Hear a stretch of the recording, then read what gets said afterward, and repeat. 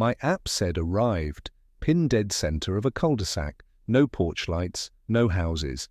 Then the back door clicked like someone got in, and I hadn't unlocked it. These are allegedly true accounts. Names and details are changed. No jump scares, just quiet tension. Drop your city, state, and the strangest rideshare moment you've had. Halloween weekend turns the map into candy colors. Orange blobs over the party streets. Yellow veins along the feeder roads. I watched the surge breathe while I finished a gas station coffee that tasted like cardboard heat. 3/4 of a tank. Wipers good. Phone at 84%. Plugged in. I run nights because the roads make more sense then. Fewer errands, fewer left turns, fewer people cutting across for a drive-through. It's just lines and lights and a job to do. I keep the car clean enough and the windows clear. The little pine tree on the mirror is old now and barely smells like anything. I checked the app notes. Driver preferred. Rating hidden. Nothing strange. The request name was 4 letters. No last name. Pickup was the new build out past the grocery distribution center, where every house has the same porch light and a young tree zip-tied to a stake. ETA, 9 minutes. The rain wasn't real rain, just that thin mist that makes everything look soft. The road sounded like someone rubbing paper together. I turned the air to the windshield so it wouldn't fog. The dash cam light blinked once and went steady. It always runs a minute fast, and I keep telling myself I'll look up how to set it. I pass a church with those felt letterboards. The sign said, trunk or treat, 6th 8, and somebody had left the 8 crooked. The parking lot was empty, but a wet line of confetti or leaves sat along the curb like a seam. I took the right at the hardware store, and the town fell away into quiet. Out there the houses spread out and then clump again. The new street had a name that sounded like a color, plus a tree, like all the others. I could see the circle on the map before I got there. 1 road in, same road out, 6 driveways making a clock. The pin wasn't on a driveway. It sat right in the middle of the bulb like the road itself was the address. I like house pickups because they're simple. Porch light, number, wave, trunk, greeting. Bars are yelling and wrong doors and people arguing about routes. Houses are just houses. I slowed by the mailboxes to read the numbers, even though the app had already told me I was basically there. I thumbed the quick reply, 2 min. I don't like sending here because it makes people rush. The message showed sent, no read check yet. My signal bars dipped to 1 and then came back to 2, like they were breathing. Half the porches were dark. One porch had a plastic pumpkin with a battery candle in it, and the little orange light kept rolling around inside like a slow heartbeat. A garage door down the street was open a foot, like someone forgot to shut it all the way. No people, no shapes, just my headlights on wet concrete. I clicked my hazard so they'd know it was me.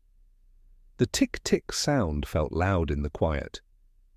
I turned the music down even more until it was just a soft hum under the road noise. I checked the mirrors because that's what you do when you're waiting. You look at the same empty things again. I tapped the call button. 2 rings, robot voicemail. I hung up before the beep. I tried the in-app message. What's your pickup code? Sometimes that wakes people up. The 3 dots didn't pop. The map froze for half a second and then redrew the same place like it had to think about it. I cracked my window an inch to hear the outside better. The wet air slid in and made the car smell like damp leaves. Somewhere a trash can lid clapped once and then rolled a little. I looked down at the console and saw the coffee cup was still 3 sips, heavy and cold now. I watched the pumpkin again. The orange light rolled forward and back like it was breathing for real. My eyes did that thing where they try to make a person out of shadows. Nothing. I checked the dash, 11:42 p.m. The dash cam said 11:43 like always. Navigation said arriving and then swallowed the rest of the sentence. The screen flashed, arrived on its own. I hadn't hit anything. I put my thumb on the lock switch out of habit and felt the little plastic wiggle.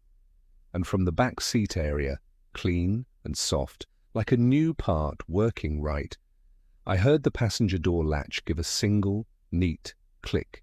I didn't move for a few seconds. I just held the wheel and listened. Rain made that thin hiss on the roof. The cabin light was off, but the screen glow lit my hands a little. My thumb rested on the lock switch like it could do anything if something actually happened. I hit the horn once, just a short chirp, to let the rider know which car. Nothing answered. No porch lights popped on, no shoes on concrete. The pumpkin across the way kept doing its slow, heartbeat thing. I cracked the back window an inch to hear better. The wet air felt colder back there. I said the rider's four-letter name. My voice sounded wrong in the quiet, too close to my own ear. I said it again, softer, still nothing. The app showed arrived. The green bar slid across like it was pleased with itself. The pin sat in the center of the circle, not on any house. I typed, "I'm near the mailboxes. What's your code?" The message sent, no 3 dots. My signal bars did that little wobble, 2, 1, 0, 1, like a tired breath. I got out and checked the back door handle. It was tight, locked like always, no smear on the glass, no handprint. Rain dotted my sleeves and rolled off the mirror. I squatted to look at the concrete. Just wet. No fresh shoe prints by the door, only the faint dark ovals where I'd stood earlier at the gas station. A car turned in from the main road and slowed when it saw my hazards. It sat at the first driveway for a long beat, then clicked on its own hazards. Now there were 2 of us blinking in the circle like a tiny parade that forgot to move. I raised my hand in a small wave. The other driver didn't wave back. I called the rider again. 2 rings. The call connected to wind, not storm wind, that hollow HVAC rush you hear by a vent. Under it, buried, a soft, gummy beat like party bass through walls. "Hello," I said. The call hung up. A voicemail came in before my phone even cleared the call screen. I stared at the timestamp, 11:52 p.m. My dash clock said 11:47. The dash cam said 11:48 like it always runs. I opened the voicemail. 8 seconds, wind. Then one small word pressed up against the mic like a mouth on the grill. Here. The last second wasn't wind or a word. It was a soft tap, the kind of sound a knuckle makes on glass. I looked at the rear window without turning my head. My neck went tight even though I knew there was probably nothing there. The glass was black with the reflection of my own screen glare, a faint rectangle floating in it. I locked the doors again. Pointless, but it gave my hand something to do. All 4 locks clicked at once, a neat little plastic chorus. I texted, "I can't see you. Step outside to the light," and hit send. No read. I tried the in-app call that shows your masked number. It rang exactly twice and died like someone was watching the screen and didn't want to pick up. I watched the other car across the circle. Their hazard rhythm didn't match mine. Off by half a beat. It made the whole street feel out of step. The map tiles froze for half a second and then redrew the same circle like it had to think about where we were. My blue dot shifted left a hair without me moving. The arrived bar pulsed again like the app wanted praise. I turned the interior light on for 1 second, just enough to show an empty back seat. Fabric. 2 water bottles in the door pocket. No mask, no bag, no person. I shut the light back off and the car went to that quiet where you only hear small things. The blower fan on low. A rain drip ticking from the mirror. Far off, the gummy bass again, like a party at the edge of town. The voicemail icon sat there with its wrong time, patient and grey. I told myself it was a glitch. I told myself maybe the other car had the rider and their app was bouncing. I told myself a lot of little normal things. Then from the rear passenger side, the same spot as before, the door latch gave that same soft, clean click, like a new part working right, and the plastic pumpkin across the street rolled its orange light forward and stopped as if it had turned to look. I told myself to do the simple things first. I slid the shifter to park, took a breath, and toggled airplane mode on the phone. The bars dropped, the map greyed out. Then I toggled it back. The tiles loaded in blocks like puzzle pieces.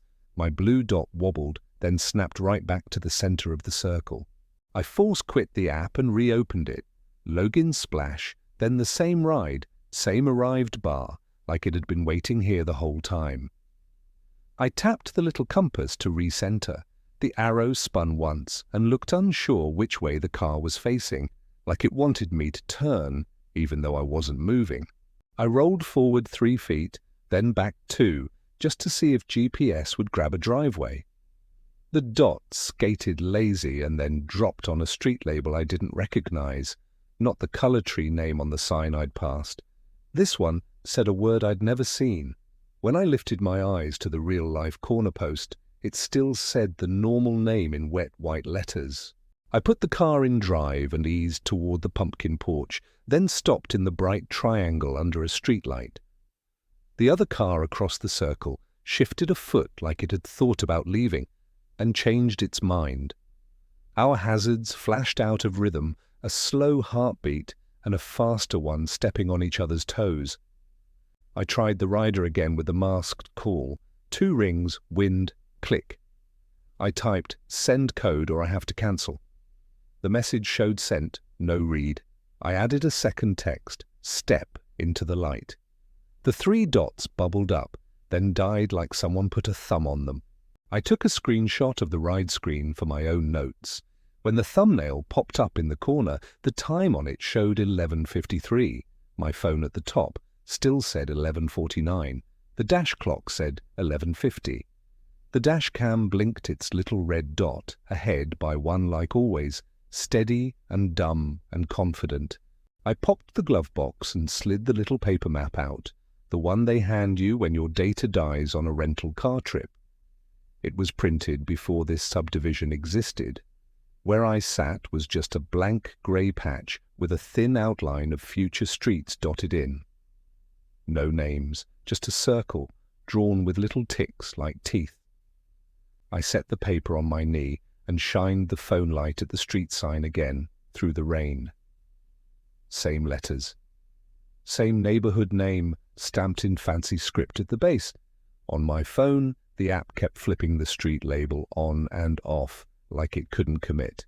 I opened the ride support chat, the one that usually takes forever.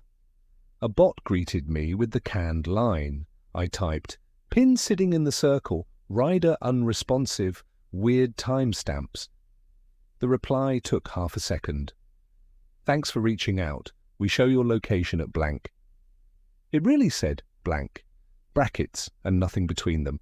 I tried music just to change the air in the car. The radio went to a station of soft talk I didn't recognize, then slid into static, then came back with someone laughing too close to the mic. I shut it off and the quiet felt bigger after that. The other car's hazards clicked off for a breath and turned on again like a reset. I thought about walking over and asking if they were waiting for the same rider. I didn't, because something about the way their windshield just reflected the streetlight made it look empty inside. I nudged the car forward and lined my front tire with a crack in the concrete to mark if I moved without meaning to. The rain made a darker seam there. I watched the seam. It didn't change. My blue dot did, just a hair left, then back, like a sigh. I opened my own voicemail app to make sure I hadn't misread the time. It slid to the 8-second message, here, with the 11:52 stamp sitting there like it had always been that. I played it again to see if there was anything behind the wind. Just that little tap at the end, like knuckle on glass. On my door, right where my headrest meets the window, I thumbed the lock switch again, the pointless comfort of plastic clicking. I told myself to cancel. I told myself to log this and drive back toward real lights and easy pickups. I hovered my finger over the cancel reasons and couldn't pick one that felt true. The app screen pulsed like it needed attention. A banner I hadn't seen before slid down for a second and then hid. I didn't catch the words, just a shape of them. Behind me, in the mirror, the back seat sat the way it always sits. Fabric, headrests, a stray receipt folded small. The car settled a millimeter on its shocks the way cars do when you forget they're still heavy. I looked at the crack by the tire again to be sure I hadn't rolled. The seam was the same dark line. My blue dot twitched anyway, an inch in phone world. Nothing in the real one. And from somewhere just behind my right ear, something small shifted and touched plastic. A dry, quick tap that could have been a seatbelt tongue nudging the pillar. Then stillness, like a held breath. I told myself to do one more loop of the circle, slow, then call it. I eased off the brake and let the car creep.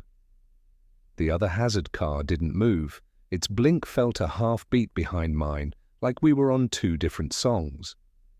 As I rolled, the phone jumped to a street name I didn't know again, not the color tree one on the real sign. This new name showed for a second and then blinked back to the normal one, like the app was embarrassed. I passed the pumpkin porch. The orange roll inside had slid to the back and stayed there, like the battery was dying. The garage door down the block was still open that tiny foot, a black mouth that didn't care about the rain. The car gave a small, crisp chime from the dash. The tire pressure light winked on and off fast, like it wanted to talk but changed its mind. I glanced at the numbers. All normal. The dashcam clock, though, it had jumped 2 minutes ahead, not 1, 2. I tapped the filter on the app to widen the radius. The list of rides flashed, then emptied, then showed my current. Arrived sat there like a stubborn sticker. I tried to switch apps and the screen lagged a breath behind my finger. Halfway around the circle, the other car's hazards died. Headlights off, cabin dark. My lights swept its windshield, and there was no face, no hands on a wheel. Just the steering column and the reflection of my own beams moving like water. I stopped at the mailboxes again and put it in park. The car rocked once like it was settling into a bed. In the mirror, my back seat sat plain and dumb. A little thread on the headrest seam curled up and down from the air, like a tiny finger tapping time. I tried the rider one more time. 2 rings, that vent wind again. This time I said nothing, I just listened. The gummy bass was there, but under it I could hear a different noise, scuffed shoes on a hard floor, that close, dry scrape. The call ended like someone lifted a finger off the screen. A text popped up in the ride thread before I could type. It was just 4 digits, the pickup code, the same number I had just asked for. The timestamp showed 11:55. My phone still said 11:51. The dash said 11:52. The dashcam blinked 11:54 like it was proud of being ahead. "Okay," I typed, and my fingers felt a little stupid on the glass. "Got it. Step to the light so I can see you." Send. No read. The typing dots fluttered and vanished, came back, then quit again, like a weak signal trying to stand. I put my hazards off to change the look. The street felt bigger without the tick. The rain sounded louder. From somewhere close, a metal lid rattled and then stayed still, like a hand had steadied it. I shifted to drive and rolled 1 car length, then back. The blue dot skated the other way without me. On the paper map on my knee, the circle had no names, just little teeth. I stared at 1 tick and matched it to a driveway. The app decided I was on a different street again for 1 second, then fixed itself. I tried the trunk release even though nobody had asked for the trunk. The button in the front made its little click. The trunk didn't pop. The dash chimed once and threw a tiny trunk icon that faded before I could even focus on it. I hit the interior light again for a breath. The back seat was the back seat, grey fabric, a lint ball in the corner. The light showed a fine mist moving in the air by the door, like hair-fine rain had crept inside, which made no sense, so I shut it. The support chat sent a new line.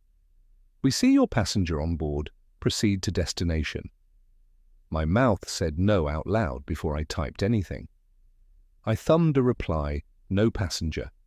The bot answered, "Thanks for confirming. Drive safely," like it had closed a ticket on me. Across the circle, a porch light finally came on at a house with empty planters. It clicked to bright white and then went to that slow, dim you get on cheap bulbs dying. The pumpkin porch stayed orange and dull, like a tired eye. I wiped the fog from the side window with my sleeve and left a smear.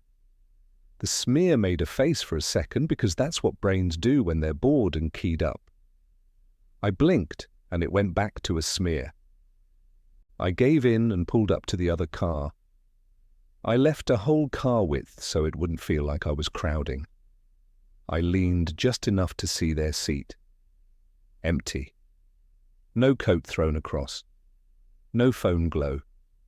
The keys weren't in the column. The hazards just blinked, because hazards blink when you ask them to. That's all. As I pulled away, the app banner slid down and this time I caught it.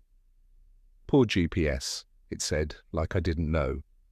Under it, for half a second, another banner stacked and then hid. "Verify passenger." The button to verify never appeared. The rain thinned to a whisper. Somewhere behind the houses a dog barked once, then again in a way that told you it was looking at nothing in particular. I thought about honking and decided not to, like you don't shout in a library. I set the car right under the streetlight and put it in park again. The light buzzed a soft insect buzz, steady. The glare turned the hood into a grey plate. My wipers made one dry squeak and stopped in the exact middle, like a hand had lifted them. My stomach did a small, mean flip, like when you step down and the stair isn't where you thought. I told my hands to stay on the wheel. I told my eyes to stop flicking between the phone time and the dash time, because that wasn't helping. I opened Notes and typed 3 lines to log it. 11:53 app says 55, code texted, no visual. Under that I added, other car empty, support thinks packs on board. I put the phone face down for once because the glow felt like pressure. When I did, the cabin went very soft and quiet. The blower on low. Rain a thread. The streetlight's little insect song. In that low hum of nothing, something inside the car settled with a dry bump, seatbelt tongue touching the pillar, or maybe the plastic foot of a child lock brushing its slot, a sound you only know because you hear it every day. Then, right after, from the trunk, a small, polite knock, 1 tap, then nothing at all. I did the boring stuff first, so my head had a job. Screenshot of the ride page, arrived bar, pin in the middle, the tiny preview stamped 11:56. My phone top bar still said 11:52. Call log, 2 outgoing calls, 11:44 and 11:49. 1 8-second voicemail, 11:52. I played it again. Vent wind. A small here. Then a soft knuckle tap, right where my headrest meets the glass. I saved it and added a note. Tap matches right ear. I hit the dashcam save. The red dot blinked and settled. Its clock had drifted ahead. Now, 3 minutes in front of my dash. Proud of being wrong. I snapped a photo of both clocks in one frame, so later, me couldn't argue. Gas receipt from the visor, coffee and 8 gallons at 10:58 p.m. I took a photo with the dash in frame, so both times had to live together. Proof for later me. I even shot the odometer and fuel gauge all in one picture because stacking facts feels like weight. Support chat popped up on its own. Passenger on board since 11:51, proceed to destination. I typed, slow, no passenger, GPS wrong. The bot said, thanks for confirming, like a nice stranger walking away. I toggled airplane mode on and off just in case. Nothing changed. Across the circle, the other car stayed dark. I zoomed to catch a plate. My headlight glare washed it white. No cabin glow, just my light sliding across a blank windshield. I wrote down, sedan, dark color, no plate read, because writing helps even when it doesn't. I tried the trunk release. Clean relay click. No lift. The fob did the same small click. A trunk icon flashed and hid before my eyes could say they saw it. I pressed my palm flat on the lid and felt nothing but cold metal and rain. Text to the rider. Got your code. I'm under the streetlight. Step out so I can verify. Sent. No read. 3 dots rose. Tried. Died. I screen recorded it with the clock at the top. On playback, the dots were there and the time said 11:55, while my live bar still said 11:52. 2 clocks, 1 phone, both confident. Notes app, empty back seat. 2 failed trunk releases, support says on board. Rider code time ahead. I typed time wrong twice. Left both. I added map labels flicker because I'd seen that too. I asked the nearest porch for their doorbell cam, stayed off the mat, spoke to the little eye. Rideshare. GPS is weird. Did your cam catch my car twice? A careful voice said, hold on. Somewhere a dog gave one short bark and quit. Rain ran off the eave like beads on a string. Their speaker came back. We have 11:40 and 11:46, then 11:45, same angle. They pressed a phone to the side glass. I saw jittery clips, my car with 11:46 in the corner, then the same pass stamped 11:45. Out of order like the street hiccuped. I thanked them. They asked if I was okay. I said yes, because it was the easy button. Back in my seat, I logged it. Doorbell shows 11:46, then 11:45, same sweep. Support dropped another line without me. Proceed to destination, home. It used my street, spelled right. My chest did that missed step drop. I wrote, do not go home in caps so I'd see it if my brain got soft. I opened regular maps. It drew a blue line to my house like we'd agreed. I cancelled. It ghosted the line back, thin and sure. I toggled satellite view. The tiles blinked grey, then rebuilt the same route. I locked the screen. I set the parking brake for wait, pressed each door lock pin and the master switch. 4 neat clicks, small choir. I checked the rear pins again just to feel something real move when I asked.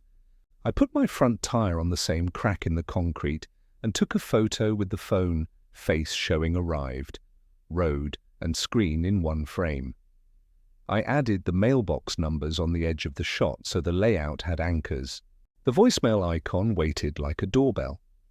I hit play again, wind. Here. One small tap. In the same second, something dry touched plastic by my right ear in real life, the seatbelt tongue settling against the pillar. A polite sound. Then the whole street held still. I wrote, voicemail tap, Pete in-car tap, circled it, and underlined once. I told myself to pick one move and do it. Phone face down, hazards off, slow roll to the mouth of the circle.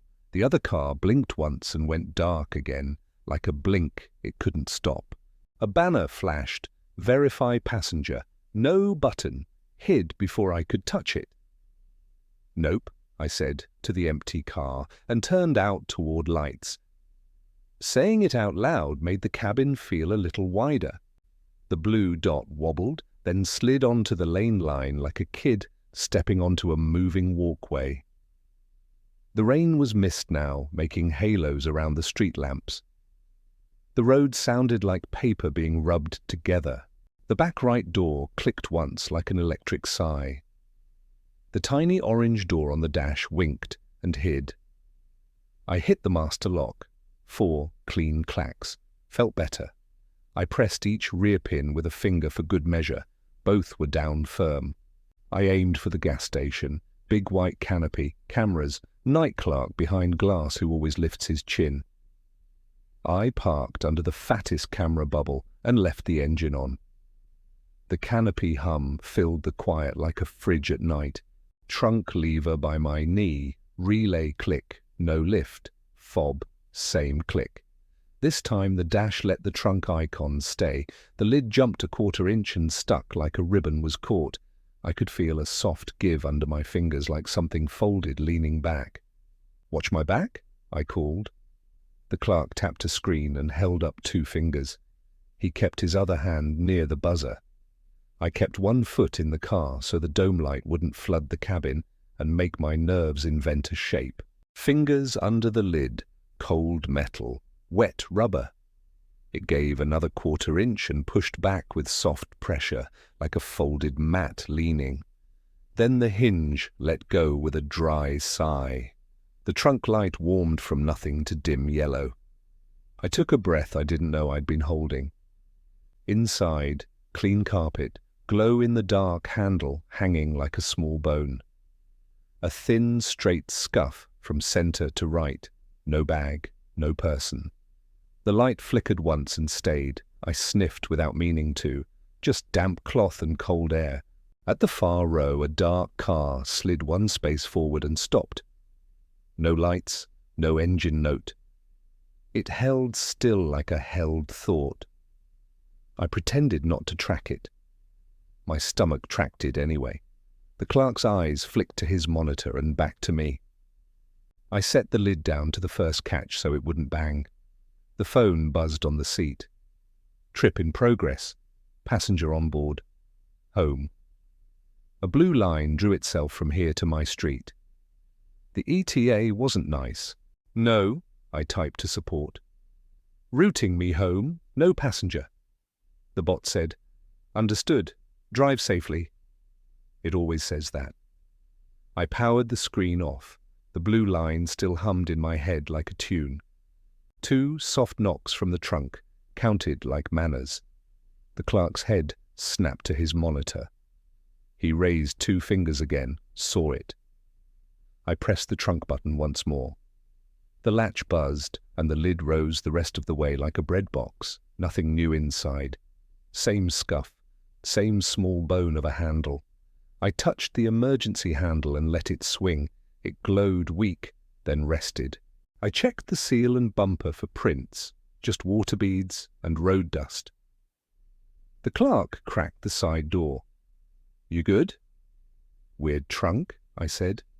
He nodded like that's a box he checks after midnight. He let the door clack back on the chain. Back in the seat, the app tossed digital confetti. 1 more trip to hit your goal. It stacked over rider re-requested. Same pickup. The pin dropped back into the same cul-de-sac like I'd never left. I held the power button until the phone asked if I was sure. Yes. The screen went black and handed me my tired face in the glass. The car made small night sounds, blower low, canopy hum, far road hiss. From the trunk panel, a tiny tick like a seed hitting a bowl. 1, then quiet, then another, after a slow count of 5. Patient, polite. I pressed the rear lock pin again just to hear a thing obey. I picked a lane out of the lot, no app now, just signs and simple choices. At the first red, my side window threw my reflection back.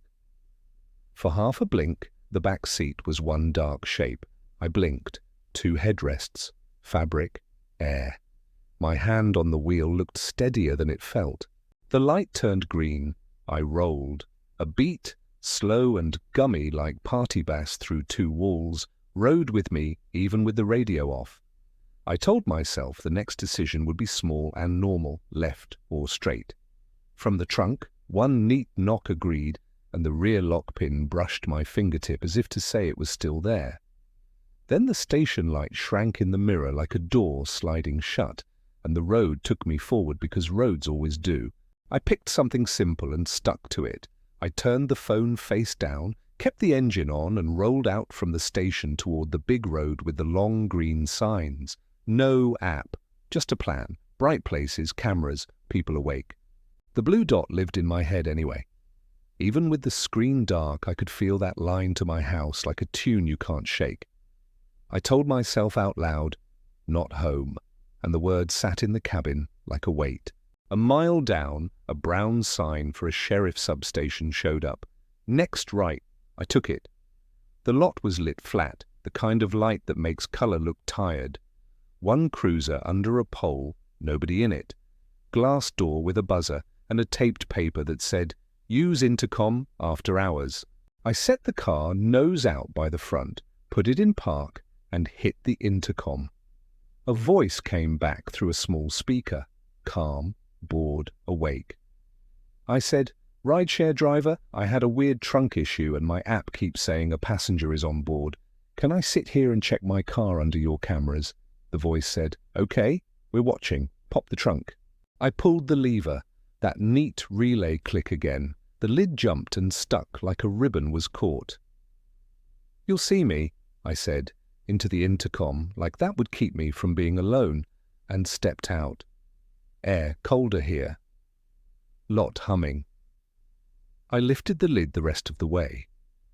The trunk light came up slow to a dim yellow that always looks a little sad. Inside, clean carpet.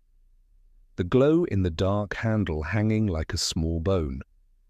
The same thin scuff from center to right, like something had traveled and stopped. No bag, no anything. I said, "Nothing," to the camera I couldn't see. The intercom crackled. "Copy." My phone buzzed on the seat. I leaned in and flipped it. The ride app had woken itself to a white card. On trip. Passenger on board. Drop off. Home. Under it, a blue line from the cul-de-sac to my street. Smooth and sure. The ETA didn't match my dash. 3 minutes ahead, like the dash cam had been all night. I typed to support. "At sheriff substation, no rider, turn off my trip." The bot came back. "Understood. Drive safely." I said no to the air because the air had been the only thing listening. Something small tapped in the trunk's plastic panel. One neat tick, like a seed hitting a bowl. I put my hand on the inner wall and felt nothing but cool plastic. I closed the lid to the polite catch so it wouldn't slam. It held there like a person holding their breath. A door opened inside. A deputy in a heavy jacket walked out to the glass and lifted a hand. He pointed at the trunk, then at me, then gave a thumbs up like, "You're good." I nodded. He picked up a phone on his side and I heard the intercom click. "You need a report?" he said. I said, "No damage, just wrong times, weird app."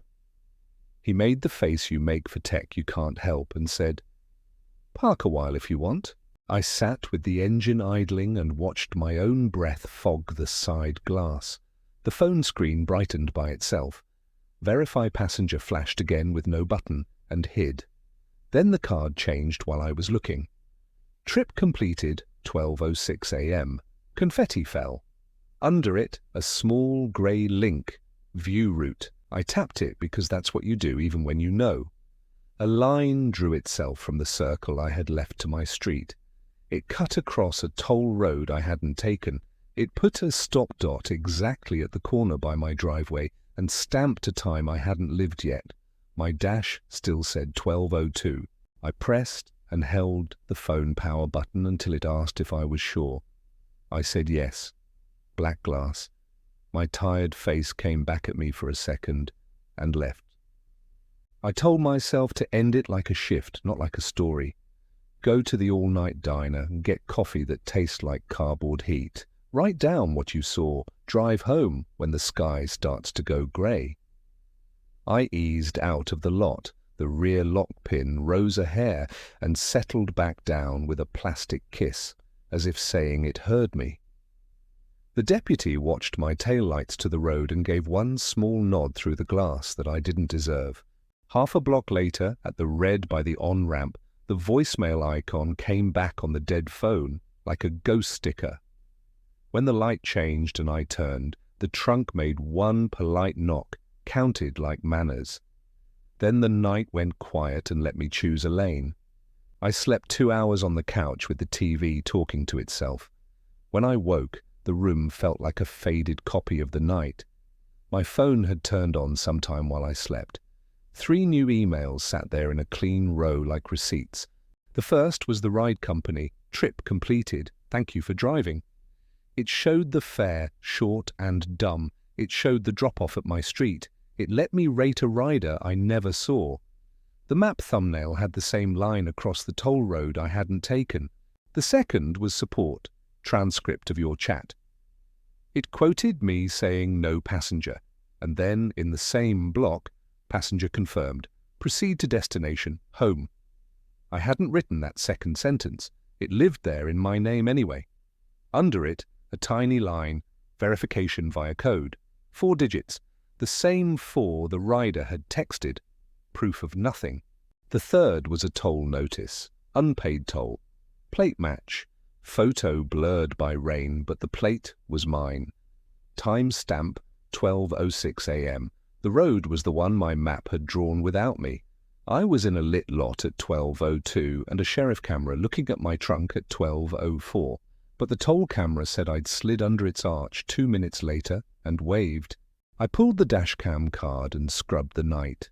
Clean video of wet concrete, hazard blink, pumpkin porch. The clip from the gas station lot held steady until the second I powered my phone down.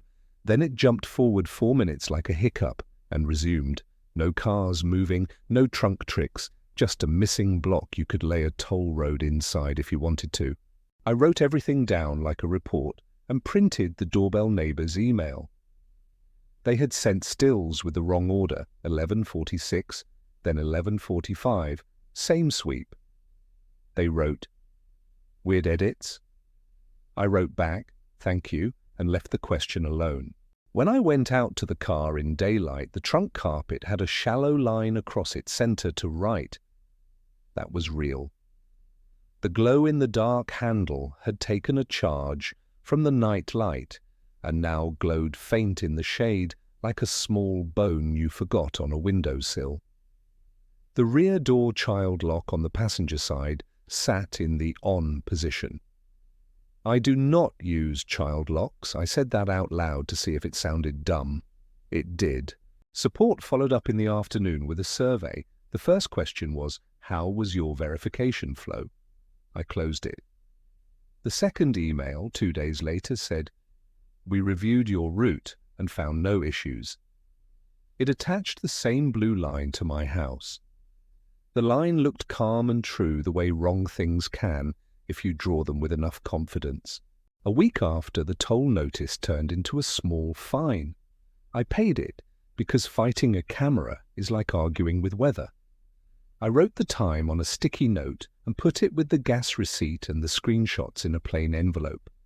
I wrote the rider's 4-letter name on the front and under it the code, then crossed both out with one line and wrote "here" because that's the word that keeps sticking. On other nights since, the app sometimes does a small trick. I'll be 3 blocks from a pickup and it will flash. Arrived for a heartbeat in the wrong place, then undo itself.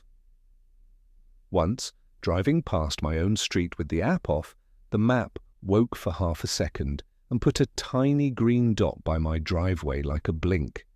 I said no, and it went away, polite as ever. The neighbor with the doorbell cam waved when I drove by one evening and held up their phone with a thumbs up. We're both going to pretend the timestamps were a software thing until forever. That's the deal we made without speaking. I keep the rear child lock off now and check it like a superstition. I knock the trunk once with my knuckle before I leave a lot, just to hear the hollow answer and know it's the same. The knock I make and the knock I hear are not the same sound. Mine is a little rounder, the car's is neat and polite. I tell myself that means nothing.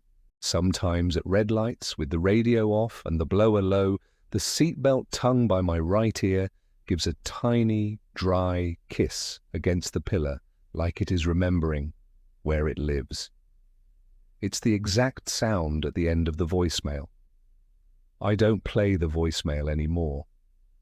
I moved it to a folder called October and put it under a bunch of grocery photos so my thumb won't find it at night.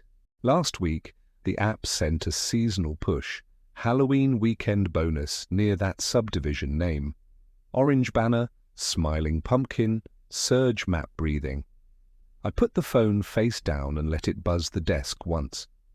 Then I reached over, set my status to offline, and listened to my apartment settle. The fridge hummed, a neighbor walked past and the hall light clicked. A long quiet sat down. Outside, rain started the thin kind again, the kind that turns streetlights into halos. Somewhere far off, a slow, gummy bass counted the beat for a party I wasn't at. In my head, without pressing play, a small word said close to the mic, "Here." Then a polite knock on glass that I did not answer. Downtown on Halloween smells like sweet beer and wet plastic. The surge map breathes orange over the bar strip and spills into the side streets like paint. I slide in from the quiet side to avoid roadblocks and sirens. The radio scanner app chatters softly, noise complaints, a fight near a food truck, lost phone at a costume crawl. I keep it simple on nights like this, doors locked until I see the hand wave and hear the name. Code check, trunk if needed, seatbelt, route. No back and forth in the lane with people leaning on my hood to take photos. I keep the music low, just a hum, so I can hear when a cop whistles or a bouncer barks. Every corner has a mask, plastic skulls with fog breath puffing out the mouth holes, witches with the hat bent by rain, a dozen ghost faces taking turns at the same joke. People move in waves, then stop for a selfie and forget the street still runs. A cruiser sits sideways under the main light like a big blue door that only opens for uniforms. Surge hits hard at midnight and goes weird by 1. The app pays extra to drive into the mess and a little less to wait at the edges. I prefer the edges, the alleys behind the bars where the staff slip out for air, the hotel driveway with the half roof, the church lot with the crooked trunk or treat sign still zip-tied to a pole. I get a ping from 3 blocks inside the noise. 4 stars, short name, no notes. The profile pic is a guy in a cheap half mask from some last year movie. The pin drops just off the main strip, closer to the alley where the dumpsters live and the kitchen fans blow hot air. ETA. 3 minutes if the crowd parts. 8 if they don't. I text the preset. 2 3-minute. What's your pickup code? The dots appear right away like the phone is already in his hand. Wushwoods, he sends. Simple. No extra words. I like simple. Police tape flashes for an unrelated mess half a block away and then drops again. A busker packs up a violin in slow motion under an awning, case open like a small boat. A girl in wings taps my window at a red and mouths UBR. I shake my head and point to the app logo, then to my screen, then to the curb.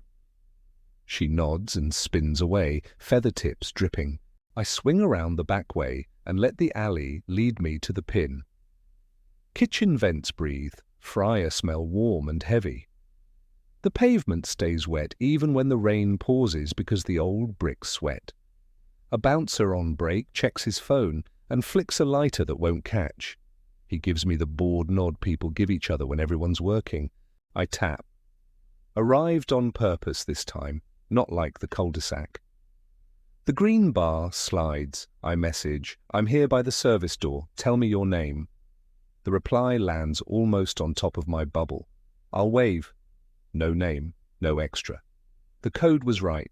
My hand goes to the lock switch anyway because that's a habit that keeps your pulse slower.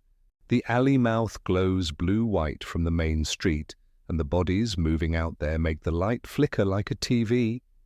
In my mirror, I can see the back seat as a dark shape with 2 headrests, clean and dumb, nothing in it. I breathe once deep through my nose and get fryer oil and a ghost of cinnamon from a cart. The bouncer's lighter finally catches. He cups the flame and stares into it like it's a tiny TV of his own. Somewhere to my left, someone laughs through a mask, the sound thin and hollow. My phone buzzes, same voice as the text, this time through the app call. No hello, just a soft sound like fabric, and then the line hangs before I say a word. I glance down at the profile photo again without thinking. The half mask in the picture has a crease in the cheek where it bent in a bag. The street beyond my hood hiccups, sirens rise, then cut. A figure steps into the alley mouth and raises a hand slow like the bouncer did with the lighter. The half mask catches my headlight and makes one white shape where a face should be. He waved from the alley mouth like we'd agreed. Slow hand, no rush. The half mask in my headlights looked cheap and a little shiny, with a bend in the cheek like it had lived in a bag too long. Same bend as the profile photo, same little scuff under the eye. I told myself a lot of masks looked the same. I unlocked anyway. He opened the back door and slid in without a word. Light jacket, no smell of booze, just that sweet fog machine smell you get at haunted houses, like syrup that turned into air. He sat right behind me and put his phone on his knee, face down, like it was sleeping. "Name?" I said. "I keep it simple." He didn't answer. He lifted his hand and held up his screen instead, my first name typed in big letters, the pickup code under it. I checked them against the app. Match. He gave me a small nod like we'd signed a paper. "Okay," I said. "Seatbelt." I heard the click behind me right away, clean and neat, the way a car company wants it to sound. The seat sensor light on the dash did nothing, which happens sometimes if the person's light enough or the sensor is lazy. I didn't need more reasons to think about sensors, so I looked at the route. The app wanted me to loop around the corner into the main drag and then take a left with the crowd, which is a bad idea on a night like this. I dragged the line a block over to a side street. The app accepted it without fighting me. From the back seat, his phone buzzed once and lit his chin under the mask like a flashlight at a sleepover. He typed, and the message landed in my app a second later. "Thanks." Then another. "No main?" That was fine with me. "Got it," I typed back. The bouncer outside snapped his lighter shut. Someone laughed in a mask with that thin, hollow sound. Siren up the street yelped once and quit. We rolled. The alley gave way to a short block of brick and trash cans. A couple in capes crossed without looking. I kept it smooth and slow so the car felt like it was floating and didn't drum up attention. The scanner app burbled about a traffic stop 2 blocks south and a noise complaint behind a pizza place. At the next corner, the map did that lazy slide it sometimes does, and for a breath my arrow wasn't on any street. It just floated over a grey block pointing at nothing. Then it snapped to a thin line behind the bars that wasn't a real road, more like a service lane. The app acted like it knew the lane and was happy to send me down it. "Staying on streets," I said, over my shoulder, a friendly heads up. He typed again. My phone buzzed. "Okay," the message said, lowercase like he didn't care. On my mirror, his mask made one white shape where a face should be. The eye holes looked dark, not like eyes, more like holes punched in a cup. A police SUV nosed into the next intersection and blocked half of it with its nose. The officer inside looked left and right once and then stared down at his screen. I took the right to keep away from that and let the car coast. The mask in my mirror tipped with the car like a buoy. The belt was on, but he didn't lean on it. He sat light, hands quiet, phone face down again. I glanced down at his profile photo because the brain does that. The little last updated line under it said October 31st with last year's date. That was nothing. Some people never change their photo. The crease in the photo mask and the crease in my back seat matched anyway, and that was the kind of nothing that sticks. He typed again. The message came in smooth. Don't stop at lights. I read it twice. Can't do that, I said. Easy. He didn't answer with words. He lifted the phone and showed me the screen instead, like a flashcard. Don't stop here. Same words. Same lowercase. We rolled up on a light that had been red for a long time. No cross traffic. I slowed and stopped like an adult. The scanner chat said something about a purse left on a bench and then hissed. The mask in the mirror didn't turn toward the window like most riders do when you stop by a window. It stayed pointed at the back of my head, steady and still, like he was waiting for me to do what phones do. The app made a small beep like it does when a route changes. When I looked down, the blue line had slipped off the street I'd picked and traced itself through a narrow cut behind a row of dumpsters. The app name for that cut was a string of letters and numbers, like a computer name. The line looked happy there, like it had found a friend. Not going down alleys, I said, calm, like you talk to a dog near the door. He didn't type. He raised his phone again. The screen was dark this time, like it had gone to sleep, and it still seemed to glow through his fingers in a way that didn't make sense. Then it lit and showed the same two words again. Don't stop! He set it back down on his knee, face down, the glow dying slow. We took the next green. Out on the main strip, a group dressed as referees argued with a group dressed as pirates. The pirates had plastic swords that sagged from the rain. I kept my eyes on the taillights and the space between cars. The mask in the mirror didn't bounce with the road the way heads usually bounce. It held its spot like it had a small nail in it. He typed again. Cash okay? He sent. App only, I wrote back. Company rules. He didn't argue. The phone buzzed in the back, and at the same time, my own phone buzzed with the same little vibration, as if both were hit by the same finger. A push banner slid across my screen, verify passenger, and hid with no button. I ignored it. Up ahead, a cruiser idled across 2 lanes with its hazards on. The crowd flowed around it like water. On my map, the blue line bent toward a lane that didn't make sense and flashed a tiny arrow to turn. I didn't. I stayed in the lane that would let me keep moving. The mask in the mirror didn't react. He could have been asleep if not for the way the eye holes stayed level. We hit a stretch between bars where the buildings give you a break and the street gets quiet for 20 yards. The light at the far end hung yellow and then slipped to red. We're stopping, I said, more to the car than to him. The message buzzed in from the back seat right as my foot touched the brake. Don't stop here, it said, no period, same lowercase. The belt behind me clicked tighter by a hair like it had felt a brake it didn't like. I stopped anyway. Easy, wheels straight, hands soft. On the far corner, 2 officers looked up the street and then back down at their phones. My rear window misted a little at the edges from our breaths. The mask in the mirror didn't fog, just held its white like paint. My phone hummed with a new banner from the app, small, grey, avoiding road closures, rerouting. The blue line slid back off the street and into that narrow cut behind dumpsters again, as if the app had taken sides. I kept my foot on the brake. In the mirror, the mask leaned forward a ½ inch without making the seat creak, and the phone on his knee buzzed once more like it was nodding without a head. I like simple checks. I flipped the dome light on for one breath. Name and code again? I said. Easy.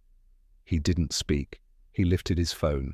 Same 4 letters, same 4 digits. The light hit the half mask and made a clean white oval in my mirror. The eye holes stayed dark. No fog on the plastic. I snapped the light off and let the cabin go soft again. Quick face check, I tried, the way some hotels ask you to show your ID. Bar rules tonight, he typed instead of talking. My app buzzed. Mask stays, lowercase, no period. I shrugged like it didn't bother me. It did a little, but not enough to make a scene. I eased us toward a brighter block where hotel valets live under a half roof and cameras stare. We're going through the valet, I said. They've got light. He typed, don't stop there. His phone buzzed. At the same time, mine did, like the same finger touched both screens. I said, we still have to stop where cars stop. That's a rule you say out loud for yourself as much as for anyone else. The light ahead went yellow and then red. I braked firm enough to feel the belt behind me catch if it was going to. The belt clicked, clean and neat, like a company ad. My seat sensor stayed quiet. Sometimes they do. I didn't need more to think about, so I watched the crosswalk instead. I asked for a destination detail that wasn't on the pin. Drop off Cross Street? He raised his phone and showed me the screen. The text box had nothing typed. Then words arrived like someone else pushed them in. A street name I knew, the one with the tall hotel and the long, bright doorway. It was the same place the app wanted me to avoid. That works, I said. He typed, no valet, like he read my thought. We rolled on green. I skimmed the edge of the main drag and took the back way again. The map felt proud to draw a line down a skinny cut behind dumpsters. It flashed a tiny arrow like a nudge. I dragged the blue back onto a real street. The app let me, but with a small grey banner. Expect delays. That's fine, I told it, and it hid like it was embarrassed. At the next block, I tried the mirror trick. You pivot it a hair so you can catch eyes without turning your head. All I caught was white from the half mask and the black of the holes. His phone's lock screen time glowed for a breath. It didn't match mine. It was 3 minutes ahead like the dashcam had been all night. That can happen with time zones and towers. It still felt like a rock in a shoe. Water in the side pocket if you want it, I said, normal driver talk. He typed, no. The message slid into my app while he set the phone face down again. The seat behind me didn't creak when he moved. Light person, quiet shoes. I tried the app's verify thing just to see if it would behave. Hit help, verify passenger. The card slid in, then grayed out with completed. Under it, a tiny line said, last verified OC31 with last year's date. Could be when he set up the profile photo. Could be nothing.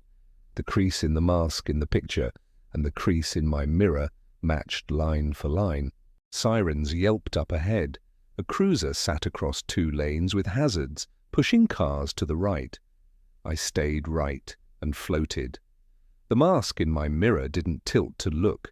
The phone on his knee buzzed once and made a small light wedge under the plastic, like a kid with a flashlight in a blanket fort. Name? I asked again, not because I hadn't seen it, but because people say their name different than their phone does. He didn't talk. He typed the same 4 letters. My app showed the bubble like it came from me. For half a second, the color of the bubble was my color, not his. Then it snapped to his. I told myself I saw that wrong. We cleared the cruiser and slid into a block of dark glass storefronts. I used the window reflection like another mirror. Headlights gave me a ghost of my car and a pale oval where the mask sat. In the glass, the back seat looked empty for a breath because of glare, then filled back in with the white shape. I didn't like how my chest reacted to that, so I watched the road lines and not the window. The scanner app mumbled about a fight being handled. A second voice asked for more cones at the corner by the hotel. The app line bent toward the hotel driveway like a happy dog. I let it. Bright places with cameras make nights behave. Quick check under the canopy, then we'll roll, I said. He typed, "Don't stop here." The words landed as we passed a sign that said, "No standing."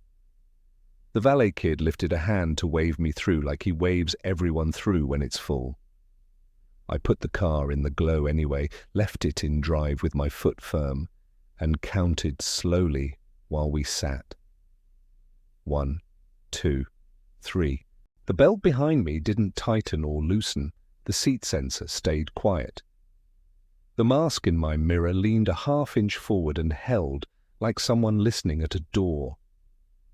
I lifted my chin to the camera bubble on the soffit so it would see my face. The valet kid looked at me like he wondered if I was lost. I gave him a small thanks wave and eased back out. "Police will wave us through at the next block," I said, half to the cabin, half to myself. The app pushed another grey banner, "Road closures ahead, alternate path available." The alternate was that skinny cut again. I let the banner sit without touching it. It faded on its own, like a test. We hit the next light. A cruiser sat sideways at the far crosswalk, with its bar off but its side lights running. An officer in a rain jacket held a hand up to stop a line of cars. He looked down the row, face flat with the job. I stopped where I was supposed to. From the back seat, the phone buzzed and my app got a new bubble. "Don't stop here." The seatbelt behind me clicked a hair tighter, like it had a mind. The officer lifted his eyes and pointed at me to hold, palm out, the same second the message buzzed, "Keep moving," into my lap. I let my foot get heavy on the brake and watched his hand until it changed shape. The mask in my mirror didn't move at all, like it was waiting to see which set of rules I liked more. The officer's hand at the corner changed from hold to go, palm turning, wrist flick. I eased us through. The mask in my mirror didn't tilt toward the window like most riders do when we pass police. It stayed pointed at the back of my head, steady, like it was waiting to see which set of rules I liked more. The app slid a grey banner. "Road closures ahead, alternate path available." The alternate was that skinny cut behind dumpsters again with a machine name. I dragged the blue line back to a real street. It let me, but the ETA jumped 2 minutes, even though the distance shrank. That happened sometimes. It still felt wrong in my teeth. We hit a block where the bars thin and office glass takes over. Quiet for 20 yards. "We'll swing by the long hotel door," I said, "because light and cameras make nights behave." His phone buzzed and mine buzzed at the same time, twins. A bubble landed in my app. No cameras. Plain, lowercase, no period. "Can't promise that," I said, easy. "There are cameras everywhere." He didn't type back. His phone stayed face down on his knee, a small glow leaking from the edge like a nightlight under a door. The light ahead went yellow and then red. I stopped like a person. The seatbelt behind me tightened a hair and settled, a neat little automatic tug. The mask in my mirror leaned a half-inch forward and held still, as if listening. The scanner app burbled something about cones moving 2 blocks north. The app beeped and nudged the line into a service ramp that feeds the hotel's loading dock. The ramp is narrow and dark and has a mirror at the bend so trucks don't kiss each other. "Not taking the dock," I said, calm. A message landed right then, "Loading." Same lowercase, like a thought more than a word. I kept us on the street.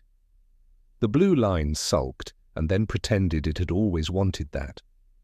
We rolled under a streetlight that made the rain look like flour in the air. In the reflection of the black glass storefront, my car floated past with a pale oval where a face should be. For half a breath, glare wiped the back seat empty. Then the white shape came back like somebody had turned a page. "Couple more turns," I said. "Quiet way." He typed, "Don't stop." The words landed while we coasted to a fresh red with a no turn on red sign. I stopped anyway, wheels straight. The belt behind me didn't care. His phone buzzed once more, and my phone hummed with it, like two bells on one string. A cruiser slid across the intersection sideways and blocked the lane we would have taken. The officer inside stared down at a tablet and didn't lift his head. The app drew a happy dogleg around the block and tried the alley again. I dragged the line off it. "Streets," I said. The mask in the mirror stayed level, the eye holes dark like punched paper. We passed a restaurant side door where steam came out in a thick breath that smelled like garlic and fryer oil. A cook in an apron stepped into the fog and disappeared when the wind moved it. The mask in my mirror didn't turn. The phone on his knee gave a single buzz without lighting, like a heartbeat under a blanket. The next light clicked green, then yellow fast, like it had somewhere else to be. I rolled us through smooth. An ambulance wailed 2 blocks over and then cut its siren to a pulse. The app announced rerouting in a small grey voice, and for a second the map lost all its street names and then drew them back with tiny jumps, as if it had stuttered. I checked my mirror with the tiny pivot again. The half mask stayed white and still.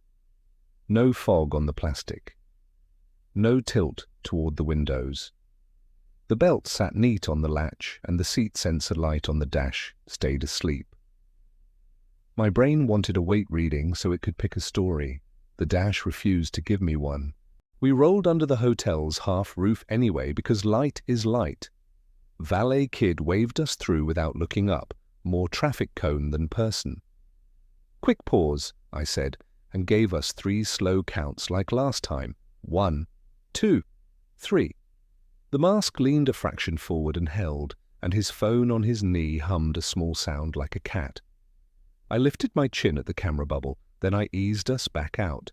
On the corner beyond, a new barricade had sprung up, sawhorses with tape, 2 officers in rain jackets, one with a flashlight set low to save night vision. The officer's hand came up to hold our lane again while they let a bus nose across. Right then, a bubble landed in my app. "Don't stop here."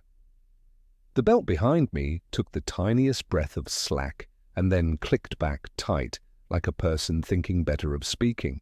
I kept my foot on the brake because the officer's palm was the law in front of me, and the rule in my lap was text from someone who wouldn't say his name out loud.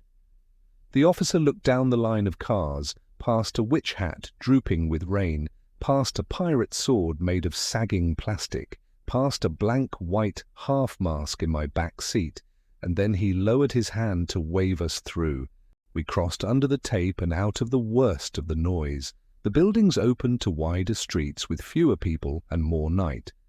The app whispered that my destination had updated even though I didn't touch it. The new end dot sat 1 block behind the bright hotel door, in the shadow of the loading dock ramp, as if that had always been the plan. "No dock," I said again, easy. His phone buzzed and mine buzzed, 2 small taps that felt like an answer.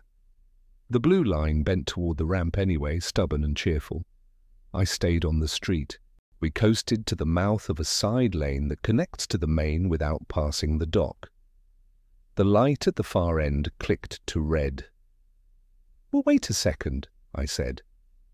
The message hit the same breath. "Don't stop."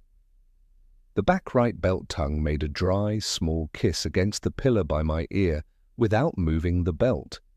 A sound I know from owning the car, the kind of sound you hear louder after midnight.